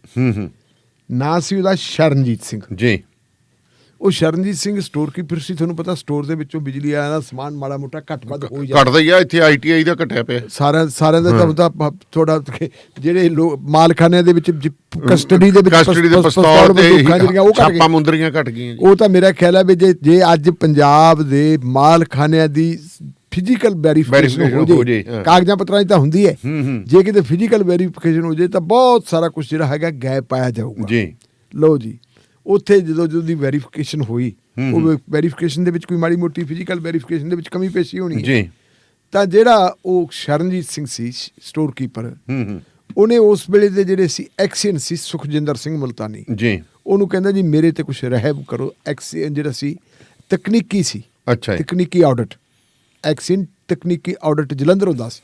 ਉਹਨੂੰ ਇਨਸਪੈਕਸ਼ਨ ਤੇ ਪੈ ਕਹਿੰਦਾ ਮੇਰੇ ਤੇ ਕੋਈ ਰਹਿਮ ਕਰੋ ਤੇ ਮੈਨੂੰ ਬਚਾਓ ਜੀ, ਤੁਸੀਂ ਆਪਣੀ ਸੇਵਾ ਪਾਣੀ ਦੱਸੋ। ਕਹਿੰਦਾ ਜੀ ਕਰ ਲੈਣੇ ਆ ਸੇਵਾ ਪਾਣੀ। ਦੇ ਜੀ 3 ਕਿਸ਼ਤਾਂ ਦੇ ਵਿੱਚ ਜੀ ਉਸ ਬੰਦੇ ਨੇ ਜੀ 15 ਲੱਖ ਰੁਪਈਆ ਉਹ ਤੋਂ ਲੈ ਲਿਆ ਵੀ ਲੈ ਭਾਈ ਤੇਰਾ ਸਾਰਾ ਕੁਝ ਜਿਹੜਾ ਠੀਕ ਹੋ ਜਾਊਗਾ ਜੀ। ਪਰ ਉਹ ਗੜਬੜ ਕੁਛ ਇਹੋ ਜਿਹੀ ਸੀਗੀ, ਉਹਨਾਂ ਨੇ ਰਿਪੋਰਟ ਕਰਤੀ ਤੇ ਨਤੀਜਾ ਇਹ ਹੋਇਆ ਜੀ ਵੀ ਉਹ ਬੰਦਾ ਬਚਿਆ ਨਹੀਂ। ਉਹ ਹੋ ਗਿਆ ਸਸਪੈਂਡ ਹੋ ਗਿਆ। ਤੇ ਫਿਰ ਉਹ ਕਹਿੰਦਾ ਵੀ ਯਾਰ ਮੇਰੀ ਮਦਦ ਕਰ, ਤੁਸੀਂ ਮੈਨੂੰ ਬਹਾਲ ਕਰਵਾ। ਕਹਿੰਦਾ ਜੀ ਬਹਾਲ ਕਰਵਾ ਦਿੰਦੇ ਆ। ਸਸਪੈਂਡ ਤੋਂ ਸ਼ਾਇਦ ਡਿਸਮਿਸ ਵੀ ਹੋ ਗਿਆ ਹੋਵੇ ਜੀ। ਕਹਿੰਦਾ ਰੁਪਈਆ ਲੱਗੂਗਾ 20 ਲੱਖ। ਅੱਛਾ। ਕਹਿੰਦਾ ਯਾਰ ਉਹ ਵੀ ਦੇ ਦਿਆਂਗੇ, ਤੂੰ ਗੱਲ ਕਰ। ਪਰ ਉਹ ਸ਼ਰਨਜੀਤ ਸਿੰਘ ਜਿਹੜਾ ਹੈਗਾ, ਇੱਕ ਤਾਂ ਸਟੋਰ ਕੀਪਰ ਤੇ ਦੂਜਾ ਤਪਾਇਆ ਵਾ, ਬੜਾ ਤਪਿਆ ਪਿਆ ਉਹਨੇ ਜੀ। ਸਿਸਟਮ ਕੀ ਕੀਤਾ ਵੀ ਉਹਨੇ ਜਿਹੜੀਆਂ ਨਵੀਆਂ ਜੀਆਂ ਐਪਾਂ ਆਈਆਂ ਨਾ ਮੋਬਾਈਲਾਂ ਵਗੈਰਾ 'ਚ, ਉਹਨੇ ਉਹ ਐਪਾਂ ਉਪਾਂ ਵਾਲਾ ਜਿਹੜਾ ਜਗਾੜ ਉਹਦਾ ਫਿੱਟ ਕੀਤਾ ਸੀ।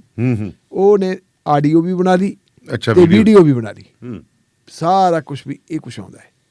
ਆਡੀਓ ਵੀਡੀਓ ਬਣਾਉਣ ਤੋਂ ਬਾਅਦ ਤੇ ਫਿਰ ਉਹਨੇ ਇੱਕ ਮੁੱਖ ਮੰਤਰੀ ਹੋਣਾ ਦਾ ਹੈ ਨਾ ਨੰਬਰ ਦਿੱਤਾ ਹੋਇਆ। ਹਾਂਜੀ ਵੀ ਭ੍ਰਿਸ਼ਟਾਚਾਰ ਵਿਰੁੱਧ ਸਾਨੂੰ ਜੋ ਵੀ ਤੁਹਾਡੇ ਕੋਲੇ ਆਡੀਓ ਵੀਡੀਓ ਤੁਸੀਂ ਇਹਦੇ ਤੇ ਪਾ ਦਿਓ। ਲਓ ਜੀ, ਉਹਦੇ ਤੇ ਉਹਨਾਂ ਨੇ ਪਾਤੀ। ਪਾਉਣ ਤੋਂ ਬਾਅਦ ਪਹੁੰਚ ਗਈ ਜੀ ਵਿਜੀਲੈਂਸ ਬਿਊਰੋ ਦੇ ਹੈੱਡਕੁਆਟਰ ਤੇ। ਦਾਨੇਵਾਲੀਆ ਜੀ ਅਸੀਂ ਕਿਸੇ ਦੀ ਤਰਫਦਾਰੀ ਨਹੀਂ ਕਰਦੇ। ਤੁਹਾਨੂੰ ਪਤਾ ਵੀ ਆਪਾਂ ਬੁਨਿਆਦੀ ਤੌਰ ਤੇ ਐਂਟੀ ਸਟੈਬਲਿਸ਼ਮੈਂਟ ਆ ਜੀ। ਅਸੀਂ ਕਦੇ ਸਰਕਾਰਾਂ ਦੇ ਹੱਕ 'ਚ ਨਹੀਂ ਹੋਏ, ਖਿਲਾਫ ਹੀ ਬੋਲਦੇ ਹਾਂ। ਲੇਕਿਨ ਜੇ ਸਰਕਾਰ ਦਾ ਕੋਈ ਅੰਗ ਕੰਮ ਕਰਦਾ ਹੈ ਤਾਂ ਉਹਨੂੰ ਐਪਰੀਸ਼ੀਏਟ ਕਰਨਾ ਵੀ ਬਣਦਾ ਵੀ ਘੱਟੋ ਘੱਟ ਭਾਈ ਉਹਨੂੰ ਦੇਖ ਕੇ ਕੋਈ ਹੋਰ ਤਾਂ ਕੰਮ ਕਰ ਲੈਣ ਜੀ। ਵਿਜੀਲੈਂਸ ਦਾ ਜਿਹੜਾ ਕੰਮ ਹੈ, ਵਿਜੀਲੈਂਸ ਦਾ ਕੰਮ ਬੋਲ ਰਿਹਾ। ਪਿਛਲੇ ਸਮੇਂ ਦੇ ਵਿੱਚ ਵਿਜੀਲੈਂਸ ਨੇ ਚਾਹੇ ਅਕਾਲੀ ਹੈ, ਚਾਹੇ ਕਾਂਗਰਸੀ ਹੈ, ਚਾਹੇ ਅਫਸਰ ਆਪਦੇ ਹੈ, ਚਾਹੇ IAS ਹੈ, ਚਾਹੇ PCS ਹੈ, ਕਿਹੜਾ ਉਹਨਾਂ ਨੂੰ ਸਾਰਿਆਂ ਨੂੰ ਦੱਬੀ ਜਾਂਦੇ ਆ ਕੰਮ। ਇਹ ਬਾਅਦ ਦੇ ਵਿੱਚ ਦੇਖੂ ਵੀ ਕੋਈ ਵੱਜਦਾ ਕਿ ਨਹੀਂ ਵੱਜਦਾ, ਬੜੀ ਹੁੰਦੀ ਹੈ ਕਿ ਕੀ ਹੁੰਦੀ ਹੈ, ਕਨਵਿਕਸ਼ਨ ਹੁੰਦੀ ਹੈ ਕਿ ਨਹੀਂ ਹੁੰਦੀ। ਪਰ ਜਿਹੜਾ ਕਹਿੰਦੇ ਹੁੰਦੇ ਨਾ ਵੀ ਤਪ ਤੇਜ ਹੋਣਾ ਚਾਹੀਦਾ ਕਿ ਯਾਰ ਜੀ ਕਿਤੇ ਫੜੇ ਨਾ ਜਾਈਏ, ਉਹ ਤਪ ਤੇਜ ਉਹਨਾਂ ਦਾ ਬਰਕਰਾਰ ਹੈ। ਉਹਨਾਂ ਨੇ ਜੀ ਜਿਹੜਾ ਉਹਨਾਂ ਦਾ ਕੋਈ ਸਟਾਫ ਉਹਨਾਂ ਨੇ ਦੇਖ ਦੂਖ ਕੇ ਜਦੋਂ ਗੱਲ ਆ ਗਈ ਵੀ ਆਹ ਲਓ ਜੀ ਸਾਰਾ ਸਿਲਸਿਲਾ ਜੀ, ਤੇ ਦਾਨੇਵਾਲੀਆ ਸਾਹਿਬ ਫਿਰ ਉਹਦੇ ਆਧਾਰ ਦੇ ਉੱਤੇ ਕੇਸ ਰਜਿਸਟਰ ਕਰ ਰਿਹਾ। ਕੇਸ ਰਜਿਸਟਰ ਕਰਨ ਤੋਂ ਬਾਅਦ ਜੀ ਇਹ ਪਹਿਲਾ ਮੌਕਾ ਹੈ, ਮੈਂ ਵੀ ਇਹ ਗੱਲ ਦੇਖਦਾ ਕਿ ਅਸਿਸਟੈਂਟ ਐਡੀਸ਼ਨਲ ਸੁਪਰਟੈਂਡੈਂਟ ਇੰਜੀਨੀਅਰ ਨਿਗਰਾਨ ਇੰਜੀਨੀਅਰ ਨੂੰ ਜੀ ਕੱਲ ਫਿਰ ਪਹੁੰਚ ਕੇ ਜਲੰਧਰ ਤੇ ਅੱਜ ਕੱਲ੍ਹ ਉਹ ਕੀ ਲੱਗਿਆ ਹੋਇਆ ਸੀ ਜੀ, ਉਹ PSPCL ਦਾ ਜਿਹੜਾ ਸੀਗਾ ਲੱਗਿਆ ਹੋਇਆ ਵੱਡਾ ਅਫਸਰ ਲੱਗਿਆ ਹੋਇਆ ASC। ਅੱਛਾ ਜੀ, ਅਸਿਸਟੈਂਟ ਸੁਪਰਟੈਂਡੈਂਟ ਇੰਜੀਨੀਅਰ ਜਾਂ ਐਡੀਸ਼ਨਲ ਹੋ ਜਾਂ ਅਸਿਸਟੈਂਟ ਹੋ, ਐਡੀਸ਼ਨਲ ਅਸਿਸਟੈਂਟ ਨਹੀਂ ਐਡੀਸ਼ਨਲ ਹੋ। ਹਾਂਜੀ, ਤੇ ਉੱਥੇ ਜਾ ਕੇ ਜੀ ਫਿਰ ਬਾਹਾਂ ਨੂੰ ਦੇ ਲਿਆ ਬਟਾ ਤੇ ਬੰਨ ਕੇ ਬਾਹਾਂ। ਅੱਜ ਦੇਖੀ ਆ ਅਖਬਾਰਾਂ ਦੇ ਵਿੱਚ, ਸ਼ਾਇਦ ਤੁਸੀਂ ਦੇਖੀ ਨਹੀਂ ਹੋਣੀ ਜੀ, ਇੱਕੋ ਅਖਬਾਰ ਦੇ ਵਿੱਚ ਤਸਵੀਰ ਦੇਖੀ ਹੈ, ਮੈਂ ਵੀ ਕਾਫੀ ਮੁਸ਼ਕਲ ਦੇ ਨਾਲ ਭਾਲੀ, ਮੇਰਾ ਖੈਰ ਉਹ ਵੀ ਮੈਨੇਜ ਕਰ ਜਾਂਦੇ ਨੇ ਨਾ, ਹਾਂ ਕਰ ਜਾਂਦੇ ਵੀ ਯਾਰ ਤੁਸੀਂ ਰਹਿਣ ਦਿਓ ਮੇਰੇ ਨਾਲ ਹਾਂ ਨਾ ਕਰੋ। ਤੇ ਉਹਨਾਂ ਨੂੰ ਜੀ ਉਹ ਫੜ ਕੇ ਲੈ ਗਏ ਹੈ, ਫੜ ਕੇ ਲਿਜਾ ਕੇ ਹੁਣ ਉਹਦਾ ਰਿਮਾਂਡ ਲੈ ਲਿਆ ਹੁਣ ਅੱਜ ਜੀ, ਕੱਲ ਲਿਆ ਸੀ ਰਾਤ, ਤੇ ਫਿਰ ਪੁੱਛਣਗੇ ਵੀ ਭਾਈ ਹੋਰ ਤੇਰਾ ਕੀ ਕੁਛ ਕੀਤਾ ਕਰਾਇਆ। ਇਹ ਵਿਜੀਲੈਂਸ ਦੀ ਅੱਜ ਕਿਹੜੀ ਹੈ ਕਾਰਗੁਜ਼ਾਰੀ ਕਹਿ ਸਕਦੇ ਅੱਜ ਦੀ ਤਾਰੀਖ ਦੇ ਵਿੱਚ ਵੀ ਅੱਜ ਉਹਨਾਂ ਦੇ ਖਾਤੇ 'ਚ ਆ ਕੁਛ ਬੋਲਦਾ ਹੈ ਜੀ। ਸੋ ਕੁਛ ਵਪਾਰਕ ਸੁਨੇਹੇ ਦੇ ਲਈਏ ਜੀ, ਫਿਰ ਆਪਾਂ ਹਾਜ਼ਰ ਹੁੰਨੇ ਤੁਹਾਡੇ ਨਾਲ। ਜੁੜੇ ਰਹੋ ਰੇਡੀਓ ਪੰਜਾਬ ਟੂਡੇ ਦੇ ਨਾਲ ਜੀ।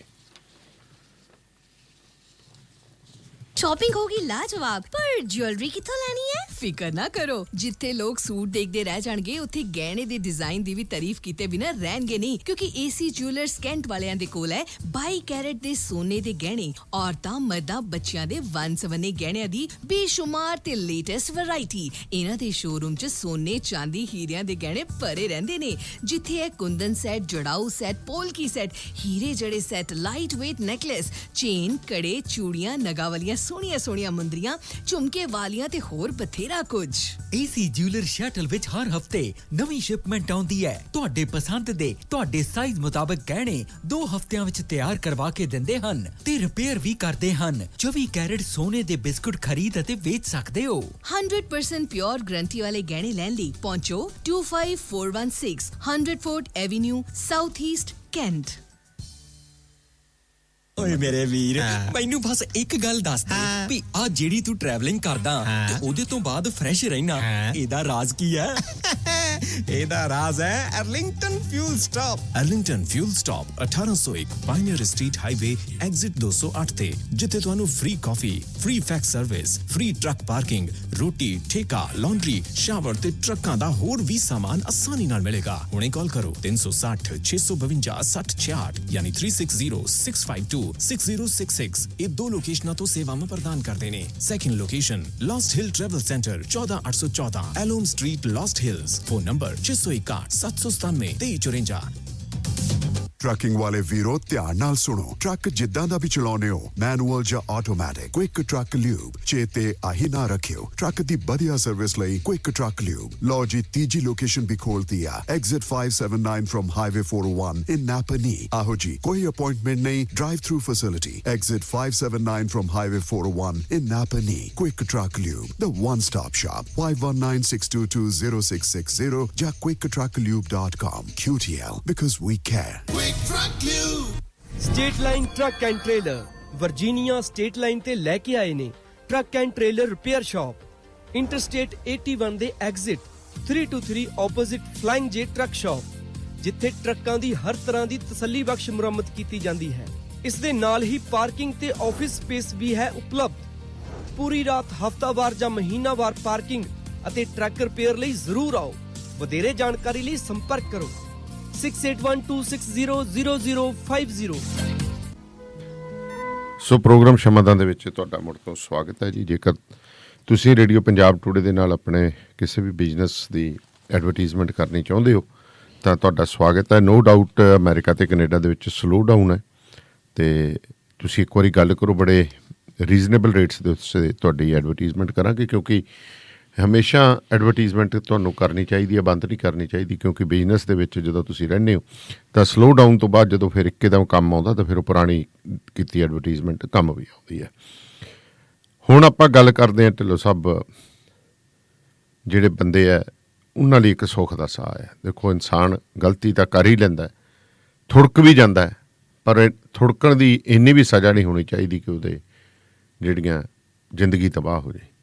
ਹੁਣ ਸੁਪਰੀਮ ਕੋਰਟ ਨੇ ਇੱਕ ਹਾਈ ਕੋਰਟ ਨੇ ਕਿੱਥੋਂ ਦੀ ਹਾਈ ਕੋਰਟ ਨੇ ਇਹ ਵੀ ਬੜਾ ਸੁੱਖ ਦਾ, ਜਿਹਨੂੰ ਹੈ ਨਾ ਕਈ ਬੰਦਿਆਂ ਨੂੰ ਬੜਿਆਂ ਨੂੰ ਕਹਿੰਦੇ ਹੁਣ ਸੁੱਖ ਦਾ ਸਾਹ ਆਊਗਾ ਭਾਰਤ ਦੇ ਵਿੱਚ। ਵੈਸੇ ਆਮ ਤੌਰ ਤੇ ਜਦੋਂ ਆਪਾਂ ਹਾਈ ਕੋਰਟਾਂ ਦੀ ਗੱਲ ਕਰਦੇ ਹਾਂ ਹੂੰ ਹੂੰ ਤੇ ਦੋ ਹਾਈ ਕੋਰਟਾਂ ਦਾ ਨਾਂ ਭਾਰਤ ਦੇ ਵਿੱਚ ਸਭ ਤੋਂ ਨੰਬਰ 1 ਤੇ ਆਉਂਦਾ ਹੈ। ਜੀ ਇੱਕ ਤਾਂ ਇਲਾਹਾਬਾਦ ਹਾਈ ਕੋਰਟ ਹੂੰ ਹੂੰ ਤੇ ਦੂਜਾ ਮਦਰਾਸ ਹਾਈ ਕੋਰਟ। ਹੂੰ ਪਿਛਲੇ ਅਰਸੇ ਦੇ ਵਿੱਚ ਆਪਾਂ ਦੇਖਿਆ ਕਿ ਇਹਨਾਂ ਦੀਆਂ ਜਿਹੜੀਆਂ ਜੱਜਮੈਂਟਸ ਹੈ ਹੂੰ ਉਹ ਬੜੀਆਂ ਜਿਹੜੀਆਂ ਹੈਗੀਆਂ ਤਰਕਪੂਰਨ ਹੁੰਦੀਆਂ। ਹੂੰ ਤੇ ਆਹ ਜਿਹੜੀ ਜੱਜਮੈਂਟ ਹੈ ਜੀ ਇਹ ਪੰਜਾਬ ਤੇ ਹਰਿਆਣਾ ਹਾਈ ਕੋਰਟ ਨੇ ਕੀਰਤੀਮਾਨ ਸਥਾਪਿਤ ਕਰਤਾ। ਅੱਛਾ ਕੀਰਤੀਮਾਨ ਕੀ ਸਥਾਪਿਤ ਕੀਤਾ ਹੈ ਕਿ ਇੱਕ ਬੀਬੀ ਹੂੰ ਹਰਿਆਣੇ ਦੀ ਰਹਿਣ ਵਾਲੀ ਹੈ। ਹੂੰ ਹੂੰ ਉਹਨੇ ਇੱਕ ਕੰਪਲੇਂਟ ਜਿਹੜੀ ਦਿੱਤੀ ਪੁਲਿਸ ਵਾਲਿਆਂ ਨੂੰ। ਹੂੰ ਉਹ ਕਹਿੰਦੀ ਜੀ ਮੈਂ ਸ਼ਾਦੀशुदा ਜੀ ਮੈਂ ਅਨਮੈਰਿਡ ਹਾਂ ਤੇ ਮੈਨੂੰ ਇੱਕ ਸ਼ਖਸ ਮਿਲਿਆ ਜਿਹੜਾ ਮੇਰਾ ਪਿੱਛਾ ਕਰਦਾ ਰਿਹਾ ਲਗਾਤਾਰ। ਹੂੰ ਹੂੰ ਕਹਿੰਦੀ ਵੀ ਮੈਂ ਉਹਨੂੰ ਡਾਂਟਿਆ ਹੂੰ ਤੇ ਉਹਨੇ ਫੇਰ ਨਹੀਂ ਉਹਨੇ ਮੇਰਾ ਖੜਾ ਛੱਡਿਆ। ਕਹਿੰਦੀ ਫਿਰ ਮੈਂ ਕਿਹਾ ਵੀ ਮੈਂ ਪੁਲਿਸ ਕੰਪਲੇਂਟ ਕਰਦੀ ਹਾਂ ਤੇ ਤੂੰ ਮੇਰਾ ਖੜਾ ਦੇ ਖੜਾ ਛੱਡ ਦੇ। ਹਾਂ ਉਹ ਕਹਿੰਦਾ ਵੀ ਭਾਗਵਾਨ ਨੇ ਮੈਂ ਕਰਦਾ ਤੈਨੂੰ ਪਿਆਰ ਹੂੰ ਤੇ ਜੇ ਤੂੰ ਕੋਈ ਰੌਲਾ ਪਾਇਆ ਤੂੰ ਕੰਪਲੇਂਟ ਕੀਤੀ ਤੇ ਆਪਾਂ ਸੁਸਾਈਡ ਕਰ ਲਾਂਗੇ। ਅੱਛਾ ਤੇ ਮੈਂ ਤਾਂ ਖਤਮ ਹੋ ਜਾਣਾ। ਹੂੰ ਨਾਵਲ ਦੀ ਕਹਾਣੀ ਹੈ। ਅੱਛਾ ਕਹਿੰਦੀ ਵੀ ਫਿਰ ਮੈਨੂੰ ਤੇ ਤਰਸ ਆ ਗਿਆ।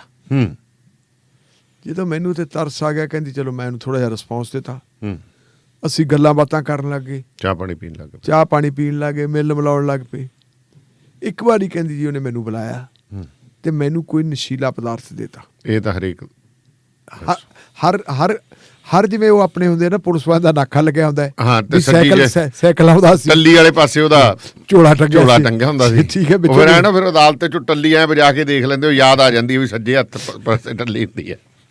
ਆਹੋ ਕਈ ਤਾਂ ਸੱਜੇ ਖੱਬੇ ਅੱਜ ਕੱਲ੍ਹ ਤਾਂ ਕਈਆਂ ਨੂੰ ਇਹ ਵੀ ਨਹੀਂ ਪਤਾ ਵੀ ਮੇਰਾ ਸੱਜਾ ਹੱਥ ਕਿਹੜਾ ਖੱਬਾ ਕਿਹੜਾ। ਉਹ ਫਿਰ ਟੱਲੀ ਵਜਾ ਲੈਂਦੇ। ਟੱਲੀ ਵਜਾ ਲੈਂਦੇ, ਟੱਲੀ ਵੱਜਣ ਵਾਲੀ ਗੱਲ ਵੀ ਨਹੀਂ ਕਰਦੀ। ਕਹਿੰਦੀ ਜੀ ਫਿਰ ਮੈਨੂੰ ਇਹਨੇ ਦੇਤਾ ਨਸ਼ਾ। ਨਸ਼ੇ ਤੋਂ ਬਾਅਦ ਕਹਿੰਦੀ ਵੀ ਉਹਨੇ ਫਿਰ ਮੇਰੀ ਅਨਕੌਂਸ਼ੀਅਸ ਦੀ ਹਾਲਤ ਦੇ ਵਿੱਚ ਕਹਿੰਦੀ ਵੀ ਮੇਰੇ ਨਾਲ ਸੰਬੰਧ ਬਣਾਏ ਤੇ ਮੈਂ ਇਨਕਾਰ ਨਹੀਂ ਕਰ ਸਕੀ। ਜੀ ਇਹ ਵੀ ਗੱਲ ਹੈ। ਹੂੰ ਹੂੰ ਇਹ ਨਾਲ ਕਹਿੰਦਾ ਮੈਂ ਇਨਕਾਰ ਨਹੀਂ ਕਰ ਸਕੀ, ਸੰਬੰਧ ਬਣਾ ਲਏ। ਜੀ ਸੰਬੰਧ ਬਣਾਉਣ ਤੋਂ ਬਾਅਦ ਜੀ ਫਿਰ ਕਹਿੰਦੀ ਇਹ ਸਿਲਸਿਲਾ ਚੱਲਦਾ ਹੀ ਰਿਹਾ। ਹੂੰ ਹੂੰ ਉਹ ਮੈਨੂੰ ਕਹਿੰਦਾ ਕਰੇ ਵੇਖ ਲਾ ਨਹੀਂ ਤਾਂ ਫਿਰ ਮੈਂ ਜਿਹੜਾ ਹੈਗਾ ਜਨਤਕ ਕਰ ਦੂੰ ਸਾਰਾ ਕੁਝ। ਜੀ ਤੇ ਨਤੀਜਾ ਹੋਇਆ ਜੀ ਕਹਿੰਦੀ ਫਿਰ ਇਹ ਸਾਡਾ ਕੰਮ ਲੰਬਾ ਸਮਾਂ ਚੱਲਦਾ ਰਿਹਾ। ਹੂੰ ਹੂੰ ਫਿਰ ਕਹਿੰਦੀ ਮੈਨੂੰ ਇੱਕ ਦਿਨ ਪਤਾ ਲੱਗ ਗਿਆ ਜੀ ਵੀ ਇਹ ਬੰਦਾ ਤਾਂ ਸ਼ਾਦੀशुदा ਹੈ। ਅੱਛਾ ਪਹਿਲਾਂ ਨਹੀਂ ਸੀ ਪਤਾ। ਪਹਿਲਾਂ ਨਹੀਂ ਕਹਿੰਦੀ ਮੈਨੂੰ ਪਤਾ ਸੀ। ਕਹਿੰਦੀ ਮੈਂ ਉਹਨੂੰ ਕਿਹਾ ਤੂੰ ਵਿਆਹ ਕਰਵਾ। ਕਹਿੰਦਾ ਉਹਨੇ ਦੱਸਤਾ ਨਾ ਮੈਨੂੰ ਮੈਂ ਤਾਂ ਸ਼ਾਦੀशुदा। ਹੂੰ ਤੇ ਜੀ ਇਹ ਦੇਖੋ ਮੈਨੂੰ ਤਾਂ ਉਹਨੇ ਨਾ ਮਤਲਬ ਮੇਰੀ ਇੱਜ਼ਤ ਨਾਲ ਖਿਲਵਾੜ ਕੀਤਾ ਹੈ। ਅੱਛਾ ਇਹ ਬੰਦੇ ਨੇ ਤਾਂ ਮੈਨੂੰ ਇੰਨਾ ਖੇ ਖਰਾਬ ਕੀਤਾ ਜੀ, ਮੇਰਾ ਤਾਂ ਬਰਬਾਦ ਕਰਤਾ। ਹੂੰ ਹੂੰ ਤੇ FIR ਦਰਜ ਕਰ ਲਓ। ਹੂੰ ਦਾਨੇ ਵਾਲੇ ਸਭ 2018 ਚ ਉਸ ਸ਼ਖਸ ਦੇ ਖਿਲਾਫ FIR ਦਰਜ ਹੋ ਗਈ। ਅੱਛਾ ਹੁਣ ਰੇਪ ਦੀ ਹੋ ਗਈ FIR ਦਰਜ। ਤੇ ਇਹ ਕਿਵੇਂ ਹੋ ਸਕਦਾ ਕਿ ਬੰਦੇ ਦੀ ਗ੍ਰਿਫਤਾਰੀ ਨਾ ਹੋਈ ਹੋਵੇ। ਔਰ ਇਹਦੀ ਟ੍ਰਾਇਲ ਜਿਹੜੀ ਹੈਗੀ ਹੈ ਇਹ ਟ੍ਰਾਇਲ ਵੀ ਸੈਸ਼ਨ ਟ੍ਰਾਇਲ ਹੈ। ਹਾਂ ਉੱਥੋਂ ਹਾਈ ਕੋਰਟ ਹੈ। ਉਹ ਤੋਂ ਹਾਈ ਕੋਰਟ ਤਾਂ ਅਪੀਲ ਹੀ ਜਾਣੀ ਹੈ। ਹੂੰ ਹੂੰ ਟ੍ਰਾਇਲ ਤਾਂ ਉੱਥੇ ਹੋਣੀ ਹੈ ਤੇ ਉੱਥੇ ਚੱਲੀ ਜੀ ਫਿਰ ਉਹਦੀ ਟ੍ਰਾਇਲ। ਹੂੰ ਹੂੰ ਟ੍ਰਾਇਲ ਦੇ ਵਿੱਚ ਉਹਨੇ ਆਪਦਾ ਸਾਰਾ ਕੁਝ ਸਾਬਤ ਕੀਤਾ। ਮੈਂ ਤਾਂ ਕਹੂੰਗਾ ਵੀ ਉਹ ਜਿਹੜੇ ਸੈਸ਼ਨ ਜੱਜ ਸਾਹਿਬ ਜਾਂ ਐਡੀਸ਼ਨ ਸੈਸ਼ਨ ਜੱਜ ਸਾਹਿਬ ਜੀ ਜਿਨ੍ਹਾਂ ਨੇ ਮੁਕੱਦਮੇ ਦੀ ਸੁਣਵਾਈ ਕੀਤੀ ਹੈ ਭਲਾ ਉਹਨਾਂ ਦਾ ਵੀ ਹੋਵੇ। ਅੱਛਾ ਜੀ ਉਹਨਾਂ ਨੇ ਕਹਿਤਾ ਜੀ ਨਹੀਂ ਹੂੰ ਇਹ ਜਿਹੜੀ FIR ਦਰਜ ਹੋਈ ਹੈ ਹੂੰ ਇਹ ਠੀਕ ਨਹੀਂ ਲੱਗਦੀ ਮੈਨੂੰ। ਇਹ ਮੈਂ ਬੰਦੇ ਨੂੰ ਬਰੀ ਕਰਦਾ। ਬਰੀ ਕਰਤਾ। ਉਹਨਾਂ ਨੇ ਅੱਛਾ ਜੀ ਸੈਸ਼ਨ ਜੱਜ ਸਾਹਿਬ ਨੇ ਬਰੀ ਕਰਤਾ ਜੀ। ਉਸ ਤੋਂ ਬਾਅਦ ਫਿਰ ਉਹ ਬੀਬੀ ਚਲੀ ਗਈ ਹਾਈ ਕੋਰਟ 'ਚ। ਹੂੰ ਹੂੰ ਹਾਈ ਕੋਰਟ ਦੇ ਵਿੱਚ ਜਾ ਕੇ ਜੀ ਉਹਨੇ ਅਪੀਲ ਕਰਤੀ। ਜੀ ਅਪੀਲ ਕਰਕੇ ਉਹਨੇ ਕਿਹਾ ਜੀ ਜਿਹੜਾ ਸੈਸ਼ਨ ਕੋਰਟ ਦਾ ਫੈਸਲਾ ਗਲਤ ਹੈ ਤੇ ਬੰਦੇ ਨੂੰ ਦਿਓ ਸਜ਼ਾ। ਹੂੰ ਹੂੰ ਹਾਈ ਕੋਰਟ ਨੇ ਫਿਰ ਉਸ ਮਾਮਲੇ ਨੂੰ ਬੜੀ ਡੂੰਘਾਈ ਦੇ ਨਾਲ ਜੀ। ਸੁਣਿਆ। ਹੂੰ ਹੂੰ ਸੁਣਨ ਤੋਂ ਬਾਅਦ ਉਹਨਾਂ ਨੇ 2-3 ਗੱਲਾਂ ਕਹੀਆਂ। ਜੀ ਉਹ ਕਹਿੰਦੇ ਇਸ ਪਟੀਸ਼ਨ ਦੇ ਵਿੱਚ ਜਾਂ ਇਸ ਜਿਹੜਾ ਹੈਗੀ ਹੈ ਇਹਦੀ ਕੰਪਲੇਂਟ ਜਿਹੜੀ ਇਹਨੇ ਅਪੀਲ ਕੀਤੀ ਹੈ ਜੀ ਇਹਦੇ ਵਿੱਚ ਇਹ ਕਿਤੇ ਵੀ ਸਾਬਤ ਨਹੀਂ ਹੁੰਦਾ ਕਿ ਇਸ ਲੇਡੀ ਨੇ ਉਹਦੇ ਨਾਲ ਆਪਣੇ ਸੰਬੰਧ ਸਥਾਪਿਤ ਕਰਨ ਦਾ ਕਦੇ ਵਿਰੋਧ ਕੀਤਾ ਹੋਵੇ। ਜਦੋਂ ਵਿਰੋਧ ਹੀ ਨਹੀਂ ਕੀਤਾ ਹੂੰ ਕਿਉਂਕਿ ਉਹ ਕਹਿ ਰਹੀ ਹੈ ਨਾ ਕਿ ਮੈਨੂੰ ਨੇ ਕੋਈ ਨਸ਼ੀਲੀ ਚੀਜ਼ ਮੈਂ ਜਵਾਬ ਨਹੀਂ ਦੇ ਸਕੀ। ਅੱਛਾ ਕਹਿਤਾ ਉਹਨੇ। ਹਾਂ ਵੀ ਉਹ ਨਸ਼ੀਲੀ ਚੀਜ਼ ਦੇ ਵਿੱਚ ਮੈਂ under the influence of drugs ਦੇ। ਹਾਂ ਉਹਦਾ ਕਰਕੇ ਮੈਂ ਉਹਨੂੰ ਕੁਝ ਕਹਿੰਦੇ ਫਿਰ ਚੱਲ ਪਿਆ ਸਿਲਸਿਲਾ ਚੱਲ ਪਿਆ ਤੇ ਫਿਰ ਸਾਡਾ ਅਸੀਂ ਮਤਲਬ ਜਿਹੜੇ ਲਿਵ ਇਨ ਰਿਲੇਸ਼ਨ ਵਾਲੀ ਗੱਲ ਹੀ ਹੋ ਗਈ। ਫਿਰ ਤਾਂ ਵੀ ਇਹ ਗੱਲ ਹੋ ਕਹਿੰਦਾ ਵੀ ਕਿਤੇ ਇੱਕ ਤਾਂ ਇਹਦਾ ਵਿਰੋਧ ਨਹੀਂ ਹੁੰਦਾ।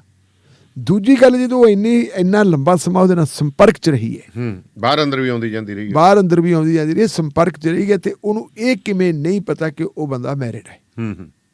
ਇਹਦਾ ਮਤਲਬ ਉਹ ਜਾਣਦੀ ਹੈ। ਹੋ ਸਕਦਾ ਕਰਾਸ ਦੇ ਵਿੱਚ ਥੱਲੇ ਕਹਾ ਵੀ ਲਿਆ ਹੋਵੇ ਵੀ ਉਹਨੂੰ ਪਤਾ ਲੱਗ ਗਿਆ। ਇਹ ਤਾਂ ਉਹਨੇ ਕੰਪਲੇਂਟ ਕੀਤੀ ਹੈ ਨਾ ਕਿ ਮੈਨੂੰ ਬਾਅਦ 'ਚ ਪਤਾ ਲੱਗਿਆ। ਲੇਕਿਨ ਜਦੋਂ ਵਕੀਲ ਕਰਾਸ ਕਰਦੇ ਹੈ ਕਰਾਸ ਦੇ ਵਿੱਚੋਂ ਕੋਈ ਨਾ ਕੋਈ ਕੱਢ ਲੈਂਦੇ। ਜਦੋਂ ਉਹ ਇਹ ਕਰਾਸ ਦੇ ਵਿੱਚ ਆ ਗਈ ਉਹਨੇ ਕਿਹਾ ਵੀ ਨਹੀਂ ਤੇ ਮਾਨਯੋਗ ਸੁਪਰੀਮ ਹਾਈ ਕੋਰਟ ਨੇ ਜੀ ਉਹਨੂੰ ਕਰਤਾ ਬਰੀ। ਉਹਨੇ ਕਿਹਾ ਵੀ ਜੋ ਕੁਝ ਸੈਸ਼ਨ ਜੱਜ ਦੀ ਅਦਾਲਤ ਨੇ ਫੈਸਲਾ ਕੀਤਾ ਉਹ ਠੀਕ ਕੀਤਾ। ਇਹਦੇ ਦਾਨੇ ਵਾਲੀ ਸਭ ਤੁਸੀਂ ਜਦੋਂ ਓਪਨਿੰਗ ਵਾਲੀ ਗੱਲ ਕੀਤੀ ਹੈ ਇਸ ਖਬਰ ਨੂੰ, ਤੁਸੀਂ ਇਹ ਗੱਲ ਕਹੀ ਸੀ ਜੀ ਦੇਖੋ ਬੰਦਿਆਂ ਨੂੰ ਸਾਹ ਆਇਆ ਹੋ। ਦਾਨੇ ਵਾਲੀ ਸਾਹਿਬ ਇਹ ਤੋਂ ਪਹਿਲਾਂ ਤੁਹਾਡੇ ਯਾਦ ਹੋਣਾ ਹੈ ਮਰਦਾਂ ਦੇ ਖਿਲਾਫ ਇਹ ਇਲਜ਼ਾਮ ਲੱਗਦਾ ਹੁੰਦਾ ਸੀ ਕਿ ਉਹ ਵਿਆਹ ਕਰਵਾ ਲੈਂਦੇ ਤੇ ਫਿਰ ਉਹ ਕੁੜੀਆਂ ਨੂੰ ਛੱਡ ਦਿੰਦੇ।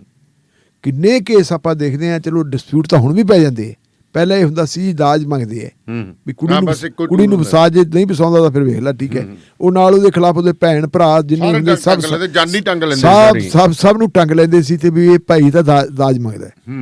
ਹੁਣ ਜਿਵੇਂ ਜਿਵੇਂ ਮਤਲਬ ਲੋਕਾਂ ਦੇ ਵਿੱਚ ਚੇਤਨਤਾ ਵੱਧਦੀ ਜਾਂਦੀ ਹੈ ਜਾਂ ਜਿਵੇਂ ਜਿਵੇਂ ਪੜ੍ਹਾਈ ਲਿਖਾਈ ਵੱਧਦੀ ਜਾਂਦੀ ਹੈ, ਇਹ ਗੱਲ ਮੰਨਣੀ ਪੈਣੀ ਹੈ ਜੀ ਕਿ ਮੁੰਡਿਆਂ ਦੇ ਬਜਾਏ ਕੁੜੀਆਂ ਜ਼ਿਆਦਾ ਇੰਟੈਲੀਜੈਂਟ ਹੈ, ਉਹ ਮਿਹਨਤ ਜ਼ਿਆਦਾ ਕਰਦੀਆਂ, ਉਹ ਜਮਾਤਾਂ ਵਧੀਆ ਪਾਸ ਕਰਦੀਆਂ, ਨੰਬਰ ਚੰਗੇ ਲੈਂਦੀਆਂ। ਔਰ ਇਸ ਵੇਲੇ ਜਿਹੜਾ ਟ੍ਰੈਂਡ ਆਪਾਂ ਪਹਿਲਾਂ ਵੀ ਗੱਲ ਕਰਕੇ ਹਟੇ ਕਿ ਬਾਹਰ ਜਾਣ ਦਾ ਜੀ, ਬਾਹਰ ਜਾਣ ਦੇ ਵਿੱਚ ਬਹੁਤੇ ਵਾਰੀ ਮੁੰਡਿਆਂ ਤੋਂ ਆਈਲੈਟਸ ਨਹੀਂ ਹੁੰਦੀ ਤੇ ਕੁੜੀਆਂ ਜਿਹੜੀਆਂ ਆਈਲੈਟਸ ਕਰ ਲੈਂਦੀਆਂ। ਕੁੜੀਆਂ ਜਿਹੜੀਆਂ ਹੈਗੀਆਂ ਸਧਾਰਨ ਘਰਾਂ ਦੀਆਂ ਵੀ, ਪਿੰਡਾਂ ਵਾਲੀਆਂ ਜਿਹੜੀਆਂ ਕਰ ਲਈਏ ਆਪਾਂ ਬਿਲਕੁਲ, ਜਿਨ੍ਹਾਂ ਦੀ ਆਰਥਿਕਤਾ ਡਾਊਨ ਹੁੰਦੀ ਹੈ ਜੀ, ਉਹ ਵੀ ਵਿਚਾਰੇ ਆਪਦਾ ਢਿੱਡ ਪੇਟ ਬੰਨ੍ਹ ਕੇ ਮਾਪੇ ਉਹਨਾਂ ਨੂੰ ਆਈਲੈਟਸ ਕਰਵਾ ਦਿੰਦੇ, ਜਿਹੜਾ ਉਹ ਕੋਈ 20-30 ਹਜ਼ਾਰ ਰੁਪਈਆ ਉਹਨਾਂ ਦੀ ਫੀਸ ਵਗੈਰਾ ਹੁੰਦੀ ਹੈ ਉਹ ਦੇ ਦਿੰਦੇ, ਆਈਲੈਟਸ ਕਰ ਲੈਂਦੇ ਆ। ਤੇ ਫਿਰ ਆਪਾਂ ਦੇਖਦੇ ਹਾਂ ਵੀ ਅਖਬਾਰਾਂ 'ਚ ਲੱਗਦੇ ਆ ਇਸ਼ਤਿਹਾਰ ਬਿਲਕੁਲ ਵੀ ਪੜ੍ਹਨ ਜਾਣਾ ਭਾਈ, ਤੇ ਖਰਚਾ ਕੋਰਟ ਮੈਰਿਜ ਜਾਂ ਦੂਜੀ ਮੈਰਿਜ ਵੀ ਕਰ ਲਾਂਗੇ, ਕੋਰਟ ਮੈਰਿਜ ਹੀ ਕਹਿੰਦੇ ਉਹਨੂੰ, ਅਸਲ ਤਾਂ ਕੋਰਟ ਮੈਰਿਜ ਕੋਈ ਸ਼ਬਦ ਨਹੀਂ ਹੈ, ਸ਼ਬਦ ਨਹੀਂ ਹੈ, ਹਾਂ ਸ਼ਬਦ ਇਹਦਾ ਗਲਤ ਪ੍ਰਯੋਗ ਕਰਦੇ ਕੋਰਟ ਮੈਰਿਜ। ਚਲੋ ਵੀ ਖਰਚਾ ਵੀ ਤੁਸੀਂ ਸੰਪਰਕ ਕਰ ਲਓ। ਅੱਛਾ, ਮੁੰਡੇ ਜਿਹੜੇ ਹੈਗੇ ਜਿਹੜੇ ਨਹੀਂ ਪੜ੍ਹਦੇ ਲਿਖਦੇ ਤੇ ਪਤਾ ਵੀ ਇੱਥੇ ਨਵੇਂ ਨਿੱਤ ਪੰਗੇ ਲੈਂਦੇ, ਮਾਪੇ ਕਹਿੰਦੇ ਯਾਰ ਕੱਢੀਏ ਇਹਨੂੰ ਕਿਵੇਂ ਨਾ। ਅੱਜ ਕੱਲ੍ਹ ਇੱਕ ਸ਼ਬਦ ਕੱਢਣ ਵਾਲਾ ਹੋ ਗਿਆ ਕਿ ਇਹਨੂੰ ਬਾਹਰ ਕੱਢ ਦਈਏ, ਹੋਰ ਕੁਛ ਵੀ ਨਹੀਂ। ਤੇ ਉਹ ਬਾਹਰ ਕੱਢਣ ਦੇ ਨਾਲ ਦੇ ਉੱਤੇ ਫਿਰ ਇਹ ਹੁੰਦਾ ਵੀ ਚਲੋ ਠੀਕ ਹੈ, ਗੱਲਬਾਤ ਹੁੰਦੀ ਹੈ ਜੀ, ਗੱਲਬਾਤ ਦੇ ਵਿੱਚ ਹੈ। ਅੱਜ ਕੱਲ੍ਹ ਮੇਰਾ ਖਿਆਲ ਦਾਨੇ ਵਾਲੀ ਸਭ ਤੁਹਾਡਾ ਮੇਰੇ ਨਾਲ ਵੱਧ ਤਜਰਬਾ ਹੈ, ਮੇਰਾ ਖਿਆਲ 20 ਲੱਖ ਰੁਪਏ 20-25 ਲੱਖ ਤੋਂ ਘੱਟ ਖਰਚਾ ਨਾ ਜੀ, ਨਾ 25-30 ਆਰਾਮ ਨਾਲ ਹੋ ਜਾਂਦਾ। ਜਿਹੜਾ 23-24 ਤਾਂ ਉਹੀ ਸਿੱਧਾ ਹੀ ਲੱਗ ਜਾਂਦਾ ਜੀ, ਜਿਹੜਾ ਆਪਾਂ ਗਿਣਦੇ ਹੀ ਨਹੀਂ ਜੀ। ਤੁਹਾਡੀ ਇੰਸ਼ੋਰੈਂਸ ਹੋ ਗਈ, ਚੰਡੀਗੜ੍ਹ ਦੇ ਗੇੜੇ ਹੋ ਗਏ, ਟਿਕਟਾਂ ਹੋ ਗਈਆਂ, ਆਈਲੈਂਡ ਦਾ ਖਰਚਾ ਹੋ ਗਿਆ, ਗਾਂਹ ਜਾ ਕੇ ਨਾਲ ਕੀ ਕਹਿੰਦੇ ਜੁੱਲੀ ਬਿਸਤਰਾ ਵੀ ਦੇਣਾ। ਬਿਲਕੁਲ ਬਿਲਕੁਲ ਠੀਕ ਹੈ ਜੀ, ਉਹ ਚੀਜ਼ਾਂ ਵੀ ਹੁੰਦੀਆਂ ਤਾਂ 32-30 ਆਰਾਮ ਨਾਲ ਲੱਗ ਜਾਂਦਾ। ਚਲੋ ਅਬਬ 30 ਹੋ ਗਿਆ, ਹਾਂ 30 ਲੱਖ ਤੋਂ ਉੱਪਰ ਹੋ ਗਿਆ। 30 ਲੱਖ ਰੁਪਏ ਦਾ ਜੇ ਤੁਸੀਂ ਦੇਖੋ ਤੇ ਅੱਜ ਕੱਲ੍ਹ ਲੋਕਾਂ ਕੋਲੇ ਜ਼ਮੀਨਾਂ ਕਿੰਨੀਆਂ ਕਹੇ, ਜ਼ਮੀਨਾਂ ਤਾਂ ਕਿਹੜੀਆਂ ਰਹਿ ਗਈਆਂ, ਐਵਰੇਜ ਮੇਰਾ ਖਿਆਲ ਹੈ ਵੀ 2-2.5 ਕਿੱਲਿਆਂ ਤੋਂ ਵੱਧ ਕਿਸੇ ਪਿੰਡ ਦੇ ਕਿਸਾਨ ਕੋਲੇ ਜ਼ਮੀਨ ਹੈ। ਉਹ ਫਿਰ ਬੰਦਾ ਜੇ ਗਹਿਣੇ ਵੀ ਕਰੂਗਾ ਤੇ ਗਹਿਣੇ ਬੈਵਰਗੀ ਹੋ ਜਾਂਦੀ ਹੈ ਜੀ, ਠੀਕ ਹੈ। ਮੁੜ ਕੇ ਛੁੱਟੂਗੀ ਤਾਂ ਕੋਈ 10-15-20 ਸਾਲਾਂ ਨੂੰ ਛੁੱਟੂ ਨਹੀਂ, ਉਹ ਹੁੰਦਾ ਵੀ ਚਲੋ ਜੀ ਮੁੰਡਾ ਕੇਰਾਂ ਬਾਹਰ ਜਾਂਦਾ ਰਹੇ, ਉਧਰੋਂ ਕਮਾਈ ਕਰਕੇ ਭੇਜੂਗਾ ਤੇ ਫੇਰ ਗੱਲ ਹੋਊਗੀ। ਔਰ ਇਹਦੇ 'ਚ ਫਿਰ ਤੁਸੀਂ ਦੇਖੋ ਕਿ ਕੀ ਹੁੰਦਾ ਜੀ, ਕੁੜੀਆਂ ਨਿਕਲਦੀਆਂ ਇੱਥੋਂ ਬਗਾਨੇ ਦੇਸ਼ ਚਲੀਆਂ ਗਈਆਂ, ਚਲੋ ਉਹਨਾਂ ਦਾ ਇੱਕ ਆਪਣਾ ਇੱਕ ਨਵੀਂ ਹਵਾ ਲੱਗਦੀ ਹੈ, ਨਵੇਂ ਸਿਲਸਿਲੇ 'ਚ ਰਹਿੰਦੇ ਹੈ। ਉਹ ਉੱਥੇ ਕੋਈ ਹੋਰ ਉਹਨਾਂ ਨੂੰ ਨਾਲ ਦਾ ਮੁੰਡਾ ਸਾਥੀ ਮਿਲ ਜਾਂਦਾ, ਕੰਮ ਕਰਨ ਵਾਲਾ ਹੋ ਗਿਆ ਜਾਂ ਕੋਈ ਉੱਥੇ ਉਹਨਾਂ ਦੇ ਕਲਾਸਮੇਟ ਹੋ ਗਿਆ, ਉੱਥੇ ਰਿਲੇਸ਼ਨ ਉਧਰ ਹੋ ਜਾਂਦੇ ਤੇ ਵਿਆਹ ਜਾਂਦੇ ਆ ਟੁੱਟ। ਤੇ ਇਹਦਾ ਸਾਰਾ ਸਿਲਸਿਲਾ ਹੁਣ ਇਹ ਜਿਹੜਾ ਆਪਾਂ ਉਹ ਗੱਲ ਕਰਦੇ ਸੀ ਖੁਦਕੁਸ਼ੀਆਂ ਵਾਲਾ ਰੁਝਾਨ ਕਿਸਾਨੀ ਤੋਂ ਬਾਅਦ ਇਹ ਸ਼ੁਰੂ ਹੋ ਗਿਆ। ਆ ਕੁੜੀ ਨੇ ਕੀਤੀ ਹੈ ਜੀ ਇੱਕ ਬਰੈਂਪਟਨ, ਦੱਸੋ ਛੋਟੀ ਜਵਾਕੜੀ ਨੇ ਜਾਣਸਾਰ ਨਹੀਂ ਚੱਲ ਸਕੀ, ਪ੍ਰੈਸ਼ਰ ਚਲੋ ਤਾਂ ਪ੍ਰੈਸ਼ਰ ਹੋ ਗਿਆ ਨਾ। ਬਰਨਾਲੇ ਦੇ ਕੋਲੇ ਇੱਕ ਮੁੰਡੇ ਨੇ ਇਸ ਤਰ੍ਹਾਂ ਖੁਦਕੁਸ਼ੀ ਕੀਤੀ, ਬਹੁਤ ਰੌਲਾ ਪਿਆ ਸੀ ਉਹਦਾ, ਬਹੁਤ ਰੌਲਾ ਪਿਆ ਸੀ। ਤੇ ਚਲੋ ਹੁਣ ਤਾਂ ਉਹ ਨਹੀਂ ਰਹੀ, ਹਟਾਤੀ, ਕਿਉਂਕਿ ਉਹਦੀ ਐਕਸਟੈਂਸ਼ਨ ਹੋਈ ਸੀ ਮਨੀਸ਼ਾ ਗੁਲਾਟੀ, ਜਿਹੜੀ ਪੰਜਾਬ ਦੀ ਵੂਮਨ ਤੇ ਚਾਈਲਡ ਕਮਿਸ਼ਨ ਦੀ ਚੇਅਰਪਰਸਨ ਜੀ। ਮੈਂ ਕਹਿੰਦਾ ਅਫਰੀਨ ਉਸ ਔਰਤ ਦੀ ਕਿ ਉਹਨੇ ਵੂਮਨ ਦੀ ਹਾਲਾਂਕਿ ਪ੍ਰੋਟੈਕਸ਼ਨ ਕਰਨੀ ਸੀ ਤੇ ਉਹਨੇ ਦੇਖਿਆ ਕਿ ਆ ਮੁੰਡਾ ਸੁਸਾਈਡ ਕਰ ਗਿਆ, ਉਹਨੇ ਆ ਕੇ ਉਹਦੀ ਇਨਵੈਸਟੀਗੇਸ਼ਨ ਕੀਤੀ। ਇਨਵੈਸਟੀਗੇਸ਼ਨ ਕਰਨ ਤੋਂ ਬਾਅਦ ਦਾਨੇ ਵਾਲੀਆ ਸਭ ਕੇਸ ਰਜਿਸਟਰ ਕਰਵਾਇਆ, ਪਰਿਵਾਰ ਦੇ ਉਹਨਾਂ ਦੇ ਮਾਪਿਆਂ ਦੇ ਉਹਨਾਂ ਦੇ ਹੱਕ ਦੇ ਵਿੱਚ ਖੜੀ। ਤੇ ਮੇਰੇ ਯਾਦ ਆ ਦਾਨੇ ਵਾਲੀਆ ਜੀ, ਉਹ ਜਦੋਂ ਉਹਦਾ ਇਹ ਪਤਾ ਲੱਗਿਆ ਸੀ ਕਿ ਉਹ ਬਰਨਾਲੇ ਆ ਰਹੀ ਹੈ ਉਸ ਪਰਿਵਾਰ ਨੂੰ ਮਿਲਣ ਵਾਸਤੇ, ਤੇ 25-30 ਪਰਿਵਾਰ ਉੱਥੇ ਹੋਰ ਪਹੁੰਚ ਗਏ ਸੀ ਵੀ ਸਾਡੇ ਨਾਲ ਕੁਝ ਇਹ ਹੁੰਦੀ ਰਹੀ, ਸਾਡੇ ਵੀ ਸੁਣਦੀ। ਇਹੀ ਚੀਜ਼ ਜਿਹੜੀ ਹੈਗੀ, ਜਿਵੇਂ ਤੁਸੀਂ ਗੱਲ ਕਹੀ ਸੀ, ਇਹੀ ਚੀਜ਼ ਜਿਹੜੀ ਅੱਜ ਦੇ ਜ਼ਮਾਨੇ ਦੇ ਵਿੱਚ ਕਦੇ ਕੋਈ ਕਿਸੇ ਬੰਦੇ ਦੇ ਨਾਲ ਜਾਂ ਕੋਈ ਬੰਦਾ ਧੱਕਾ ਨਹੀਂ, ਰੇਪ ਕਦੇ ਵੀ ਸਿੰਗਲ ਆਦਮੀ ਵਾਲਾ ਹੋ ਹੀ ਨਹੀਂ ਸਕਦਾ। ਇਹ ਆਮ ਤੌਰ ਤੇ ਅੰਡਰਸਟੈਂਡਿੰਗ, ਜਾਂ ਫਿਰ ਰੇਪ ਹੋਊਗਾ ਤਾਂ ਤੁਰੰਤ ਰਿਪੋਰਟ ਹੋਊਗਾ। ਹਾਂ, ਇਹ ਵੀ ਚੀਜ਼ ਹੈ ਜਿਹੜੀ ਲੰਬੇ ਸਮੇਂ ਵਾਲੀ ਗੱਲ ਹੈ ਨਾ, ਵੀ ਇਹ 3 ਸਾਲ ਜੀ 4 ਸਾਲ 5 ਸਾਲ, ਇਹ ਸਾਰੀਆਂ ਖੇਡਾਂ ਜਿਹੜੀਆਂ ਹੈਗੀਆਂ ਬਣਾਈਆਂ ਹੋਈਆਂ ਕਹਾਣੀਆਂ, ਜਿਵੇਂ ਆਪਾਂ ਨਾਵਲ ਕਹਾਣੀਆਂ ਬਣੀਆਂ ਨੇ, ਮਨੋਰ ਕਹਾਣੀਆਂ ਵਾਲੀ ਗੱਲ ਹੈ, ਉਹਦੇ ਵਿੱਚੋਂ ਬੰਦੇ ਤੁੰਨੇ ਜਾਂਦੇ। ਤੇ ਇਹ ਬਹੁਤ ਵਧੀਆ ਫੈਸਲਾ ਹੈ। ਇਸ ਫੈਸਲੇ ਦੇ ਨਾਲ ਮਤਲਬ ਦੋਨਾਂ ਧਿਰਾਂ ਵਾਸਤੇ ਜਿਹੜੀ ਹੈ ਨਾ ਇੱਕ ਅਕਲ ਵਾਲੀ ਗੱਲ ਹੈ, ਚਾਹੀਦਾ ਵੀ ਹੈ। ਹਾਂਜੀ, ਕਿਉਂਕਿ ਤੁਸੀਂ ਦੇਖੋ ਬੱਚੀ ਬਾਲ ਲੜੀ ਤਾਂ ਹੈ ਨਹੀਂ, ਆਪਾਂ ਕਹਿ ਸਕਦੇ 14, 15, 16 ਸਾਲ ਦੀ ਬਾਲ ਲੜੀ ਹੈ, ਉਹਨੂੰ ਵਰਗਲਾ ਲਿਆ, ਬਿਲਕੁਲ ਹੁੰਦਾ ਠੀਕ ਹੈ, 20 ਤੋਂ ਥੱਲੇ ਤੱਕ, ਹਾਂ ਉਹ ਵਰਗਲਾ ਲਿਆ। ਉੱਥੇ 16 ਸਾਲ ਦੀ ਬੱਚੀ ਤੋਂ ਥੱਲੇ ਤਾਂ ਸਰਕਾਰ ਅਦਾਲਤਾਂ ਵੀ ਉਹਦਾ ਜਿਹੜਾ ਹੈਗਾ ਪੱਖ ਪੂਰਦੀਆਂ ਨੇ। ਬਿਲਕੁਲ ਬਾਹਰਲੇ ਦੇਸ਼ਾਂ ਦੇ ਵਿੱਚ ਹੁਣ ਇੱਕ ਕੱਲ ਮੈਂ ਦੇਖਿਆ ਕਿ ਇੰਗਲੈਂਡ ਦੀ ਆਪਣੇ ਸਟੂਡੈਂਟ ਸੀ, ਉਹ 13 ਸਾਲ ਦੀ ਬੱਚੀ ਦੇ ਨਾਲ ਦੇਖੋ ਉਹਨੇ ਕੋਸ਼ਿਸ਼ ਕੀਤੀ ਰਿਲੇਸ਼ਨ ਬਣਾਉਣ ਦੀ, ਉਹਨੂੰ ਫੜ ਲਿਆ। ਇਵੇਂ ਕੈਨੇਡਾ ਦੇ ਵਿੱਚ ਆਪਣੇ ਇੱਕ ਪੱਤਰਕਾਰ ਹੁੰਦਾ ਸੀਗਾ ਰਾਮਪੁਰੇ ਹਲਕੇ ਦਾ, ਤੇ ਬਾਅਦ 'ਚ ਚੰਡੀਗੜ੍ਹ ਰਹਿਣ ਲੱਗ ਪਿਆ ਸੀ, ਤੇ ਕੈਪਟਨ ਦੀ ਸਰਕਾਰ ਵੇਲੇ ਟਰੱਕ ਯੂਨੀਅਨ 'ਤੇ ਵੀ ਕਬਜ਼ਾ ਕੀਤਾ ਸੀ। ਹਾਂ ਠੀਕ ਹੈ ਉਹ ਵੀ ਸਰੀ ਦੇ ਵਿੱਚ ਰਗੜਿਆ ਗਿਆ ਸੀ, ਉਹ ਵੀ ਐਂ ਰਿਲੇਸ਼ਨ ਬਣਾਉਂਦਾ ਸੀ ਬਾਲੜੀ ਨਾਲ। ਅੱਛਾ ਉਹ ਵੀਡੀਓ ਬਣਾ ਲਈ, ਉਹ ਉੱਥੇ ਇੱਕ ਸੰਸਥਾ ਕੰਮ ਕਰਦੀ ਹੈ। ਅੱਛਾ ਜੀ। ਉਹਨਾਂ ਨੇ ਫਿਰ ਪੈ ਗਏ ਮਗਰ ਭਲੇਚਲ ਲਿਆ, ਤੇ ਭਲੇਚਲ ਕੇ ਫਿਰ ਉਹਦੀ ਬਣਾਤੀ ਵੀਡੀਓ। ਤੇ ਹੈ ਉਧਰ ਹੀ ਕਿ ਆਏ ਇਧਰ? ਪਤਾ ਨਹੀਂ, ਉਧਰ ਹੀ ਹੋਣਾ ਕਿਤੇ। ਅੱਛਾ ਛੱਡ ਗਿਆ ਸੀ ਇੱਧਰ ਉਹਦਾ। ਠੀਕ ਹੈ। ਉਹ ਤਾਂ ਆਪਦੇ ਜਿਹੜੇ ਪ੍ਰਭੂ ਸੀ, ਮਾਲਕ ਸੀ, ਉਹਨਾਂ ਨਾਲ ਵੀ ਫਿਰ ਰਹੀ ਨਹੀਂ ਸੀ ਬਾਅਦ 'ਚ। ਉਹ ਮਾਲਕ ਵੀ ਉਹਦੇ ਉਲਟ ਹੋ ਗਏ ਸੀ। ਵੀ ਪੂਰਾ ਦਾੜਾ ਪ੍ਰਕਾਸ਼ ਕੀਤਾ। ਨਹੀਂ, ਦਾੜਾ ਪ੍ਰਕਾਸ਼ ਕੀ ਹੋਇਆ ਸੀ ਉਹਦੇ 'ਚ? ਤਾਂ ਫਿਰ ਤੁਹਾਨੂੰ ਪਤਾ ਰਾਮਪੁਰੇ ਮਰਡਰ ਵੀ ਹੋਇਆ ਸੀ ਟਰੱਕ ਯੂਨੀਅਨ ਦੇ ਵਿੱਚ, ਤੇ ਉਸ ਮਰਡਰ ਦੇ ਵਿੱਚ ਮਤਲਬ ਰਾਮ ਗਊਆਂ ਫਸ ਗਈਆਂ ਸੀ। ਬਿਲਕੁਲ। ਉਹਦੇ 'ਚ ਆਪਣੇ ਵਕੀਲ ਸਾਹਿਬ ਸੀ ਜਗਦੇਵ ਸਿੰਘ, ਹਾਂਜੀ, ਇੱਕ ਜ਼ਿਲ੍ਹਾ ਪ੍ਰੀਸ਼ਦ ਦਾ ਸਾਬਕਾ ਚੇਅਰਮੈਨ ਹੁੰਦਾ ਸੀ ਬੋਗੜ ਸਿੰਘ, ਉਹ ਉਹਦੇ 'ਚ ਫਸੇ ਸੀ। ਠੀਕ ਹੈ। ਤੇ ਹੁਣ ਆਪਾਂ ਗੱਲ ਕਰਦੇ ਹਾਂ ਜੀ ਵਿਕਟੋਰੀਆ ਗੌਰੀ ਦੀ। ਕੇਂਦਰ ਸਰਕਾਰ ਕਹਿੰਦੀ ਭਾਈ ਜਿਹੜਾ ਤੁਸੀਂ ਨਾ ਉਹਦੀ ਜਿਹੜੀ ਨਿਯੁਕਤੀ ਹੈ ਉਹਦੇ ਉੱਤੇ ਕਹਿੰਦਾ ਤੁਹਮਤ ਲਾਉਣ ਤੋਂ ਪਾਸੇ ਰਹੋ। ਦਾਨੇਵਾਲੀਆ ਸਾਹਿਬ, ਇਹ ਜਦੋਂ ਵਿਕਟੋਰੀਆ ਗੌਰੀ ਨੂੰ ਮਦਰਾਸ ਹਾਈ ਕੋਰਟ ਦੀ ਜੱਜ ਨਿਯੁਕਤ ਕਰਨ ਵਾਸਤੇ ਵਾਰੰਟ ਜਾਰੀ ਹੋ ਗਿਆ ਸੀ, ਹਾਲੇ ਉਹਨੇ ਜੁਆਇਨ ਨਹੀਂ ਕੀਤਾ ਸੀ ਜੀ। ਉਸ ਵੇਲੇ ਮਦਰਾਸ ਹਾਈ ਕੋਰਟ ਦੀ ਜਿਹੜੀ ਬਾਰ ਕੌਂਸਲ ਹੈ, ਉਸ ਬਾਰ ਕੌਂਸਲ ਦੇ ਕੋਈ 22 ਵਕੀਲਾਂ ਦੇ ਇੱਕ ਸਮੂਹ ਨੇ ਜੀ ਉਹਦੇ ਖਿਲਾਫ ਪ੍ਰੈਜ਼ੀਡੈਂਟ ਆਫ ਇੰਡੀਆ ਨੂੰ ਤੇ ਚੀਫ ਜਸਟਿਸ ਆਫ ਇੰਡੀਆ ਨੂੰ ਰਿਪਰੈਜ਼ੈਂਟੇਸ਼ਨਸ ਭੇਜੀਆਂ ਸੀ ਜੀ ਵੀ ਇਹਨੂੰ ਰੋਕਿਆ ਜਾਵੇ। ਤੇ ਆਪਾਂ ਉਹ ਖਬਰ ਵੀ ਕੀਤੀ ਸੀ, ਆਪਾਂ ਨੂੰ ਲੱਗਦਾ ਸੀ ਕਿ ਇਹਨੂੰ ਰੋਕ ਦਿੱਤਾ ਜਾਊਗਾ। ਲੇਕਿਨ ਚੀਫ ਜਸਟਿਸ ਨੇ ਬੈਂਚ ਬਣਾਤਾ ਸੀ। ਜਿਹੜੇ ਬੈਂਚ ਕੋਲ ਗਏ ਤੇ ਬੈਂਚ ਨੇ ਕਹਿਤਾ ਜੀ ਇਹ ਜਿਹੜਾ ਹੈਗਾ ਪਾਲਣਾ ਕੀਤੀ ਗਈ ਹੈ, ਜਿਹੜੀ ਪਾਲਣਾ ਕੀਤੀ ਗਈ ਹੈ ਪ੍ਰੋਸੀਜਰਸ ਦੀ, ਉਹਦੀ ਪ੍ਰੋਸੀਜਰ ਦੀ ਪਾਲਣਾ ਕੀਤੀ ਗਈ ਹੈ, ਇਸ ਕਰਕੇ ਨਹੀਂ। ਉਧਰੋਂ ਤਾਂ ਸੁਣਵਾਈ ਹੋ ਰਹੀ ਸੀ ਤੇ ਉਧਰੋਂ ਮੈਡਮ ਜਿਹੜੀ ਹੈ ਉਹ ਟੇਕ ਓਵਰ ਕਰ ਰਹੀ ਸੀ ਬਤੌਰ ਜੱਜ। ਉਹਨੇ take over Madras high court ਦੀ ਕਰ ਲਿਆ। ਹੁਣ ਚੱਲਦਾ ਪਾਰਲੀਮੈਂਟ ਦਾ ਸੈਸ਼ਨ। ਤ੍ਰਿਣਮੂਲ ਕਾਂਗਰਸ ਆਪਾਂ ਜਾਣਦੇ ਆ, ਬੰਗਾਲ ਦੀ ਮਮਤਾ ਬੈਨਰਜੀ ਦੀ ਪਾਰਟੀ ਹੈ।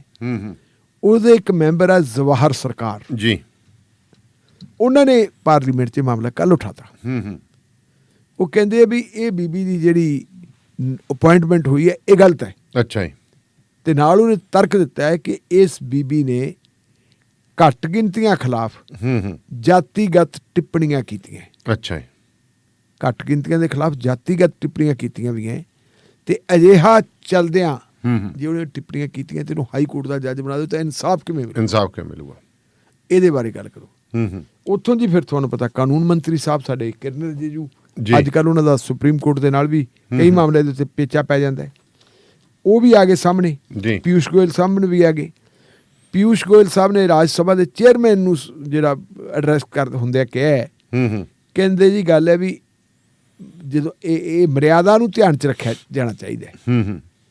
ਤੇ ਕਹਿੰਦੇ ਵੀ ਇੱਕ ਸਤਿਕਾਰਯੋਗ ਜੱਜ ਨੂੰ ਇੱਕ ਪ੍ਰੋਸੀਜਰ ਦੇ ਜ਼ਰੀਏ ਨਿਯੁਕਤ ਕੀਤਾ ਗਿਆ ਜੀ, ਤੇ ਉਹਦੇ ਖਿਲਾਫ ਜੇ ਬੰਦਾ ਕੋਈ ਇਲਬਿਲ ਕਰਦਾ ਹੈ, ਉਹਦਾ ਮਾਮਲਾ ਪਾਰਲੀਮੈਂਟ 'ਚ ਉਠਾਉਂਦਾ, ਤੇ ਕਹਿੰਦੇ ਜੀ ਫਿਰ ਮਾਣਯੋਗ ਚੇਅਰ ਜੀ ਦਖਲ ਦੇਵੇ। ਅੱਛਾ, ਇਹਨੂੰ ਰੋਕ ਕੇ। ਮਤਲਬ ਹੁਣ ਤੁਸੀਂ ਦੇਖੋ ਗੱਲ ਪਹੁੰਚ ਕਿੱਥੇ ਗਈ। ਦੱਸੋ ਕਿ ਅਪਾਇੰਟਮੈਂਟ ਹੋ ਗਈ, ਸਾਰਾ ਕੁਝ ਹੋ ਗਈ, ਪਾਰਲੀਮੈਂਟ ਦੇ ਮੈਂਬਰਾਂ ਨੂੰ ਪਾਰਲੀਮੈਂਟ ਵਿੱਚ ਬੋਲਣ ਦਾ ਹੱਕ ਹੈ, ਉਹ ਲੋਕ ਸਭਾ ਹੋਵੇ ਤੇ ਚਾਹੇ ਰਾਜ ਸਭਾ ਹੋਵੇ ਜੀ।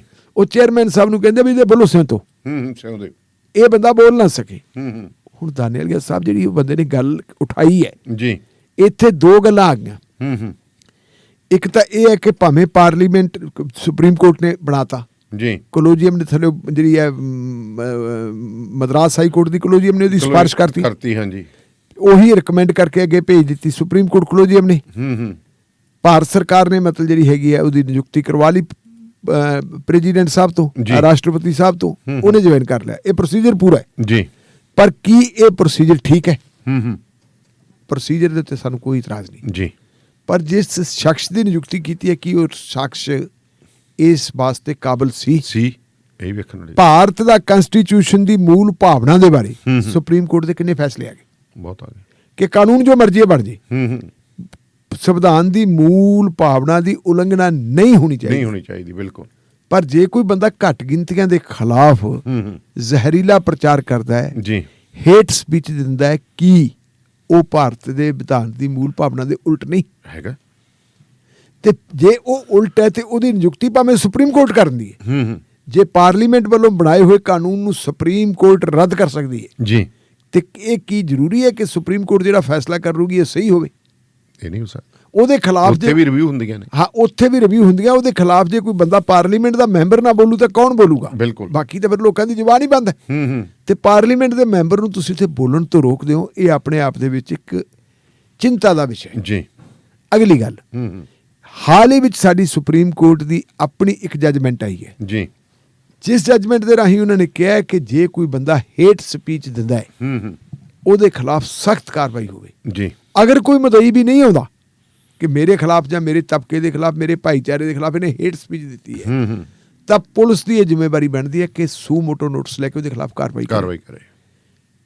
ਇਹ ਸੁਪਰੀਮ ਕੋਰਟ ਦੀਆਂ ਦੋ ਜੱਜਮੈਂਟਸ ਹੈ। ਇਹ ਇੱਕ ਜਿਹੜੀ ਥੋੜੀ ਆ ਗਈ ਮੂਲ ਭਾਵਨਾ ਦੀ ਉਲੰਘਣਾ ਨਹੀਂ ਹੋਣੀ ਚਾਹੀਦੀ ਸੰਵਿਧਾਨ ਦੀ, ਦੂਜੀ ਇਸ ਗੱਲ ਦੇ ਉੱਤੇ ਕਿ ਹੇਟ ਸਪੀਚ ਵਾਲੇ ਨੂੰ ਦੋਨੋਂ ਆਪਸ ਵਿੱਚ ਨਾਲ ਮਿਲਦੀਆਂ ਜੁਲਦੀਆਂ ਦੋਨੋਂ ਜੱਜਮੈਂਟਸ।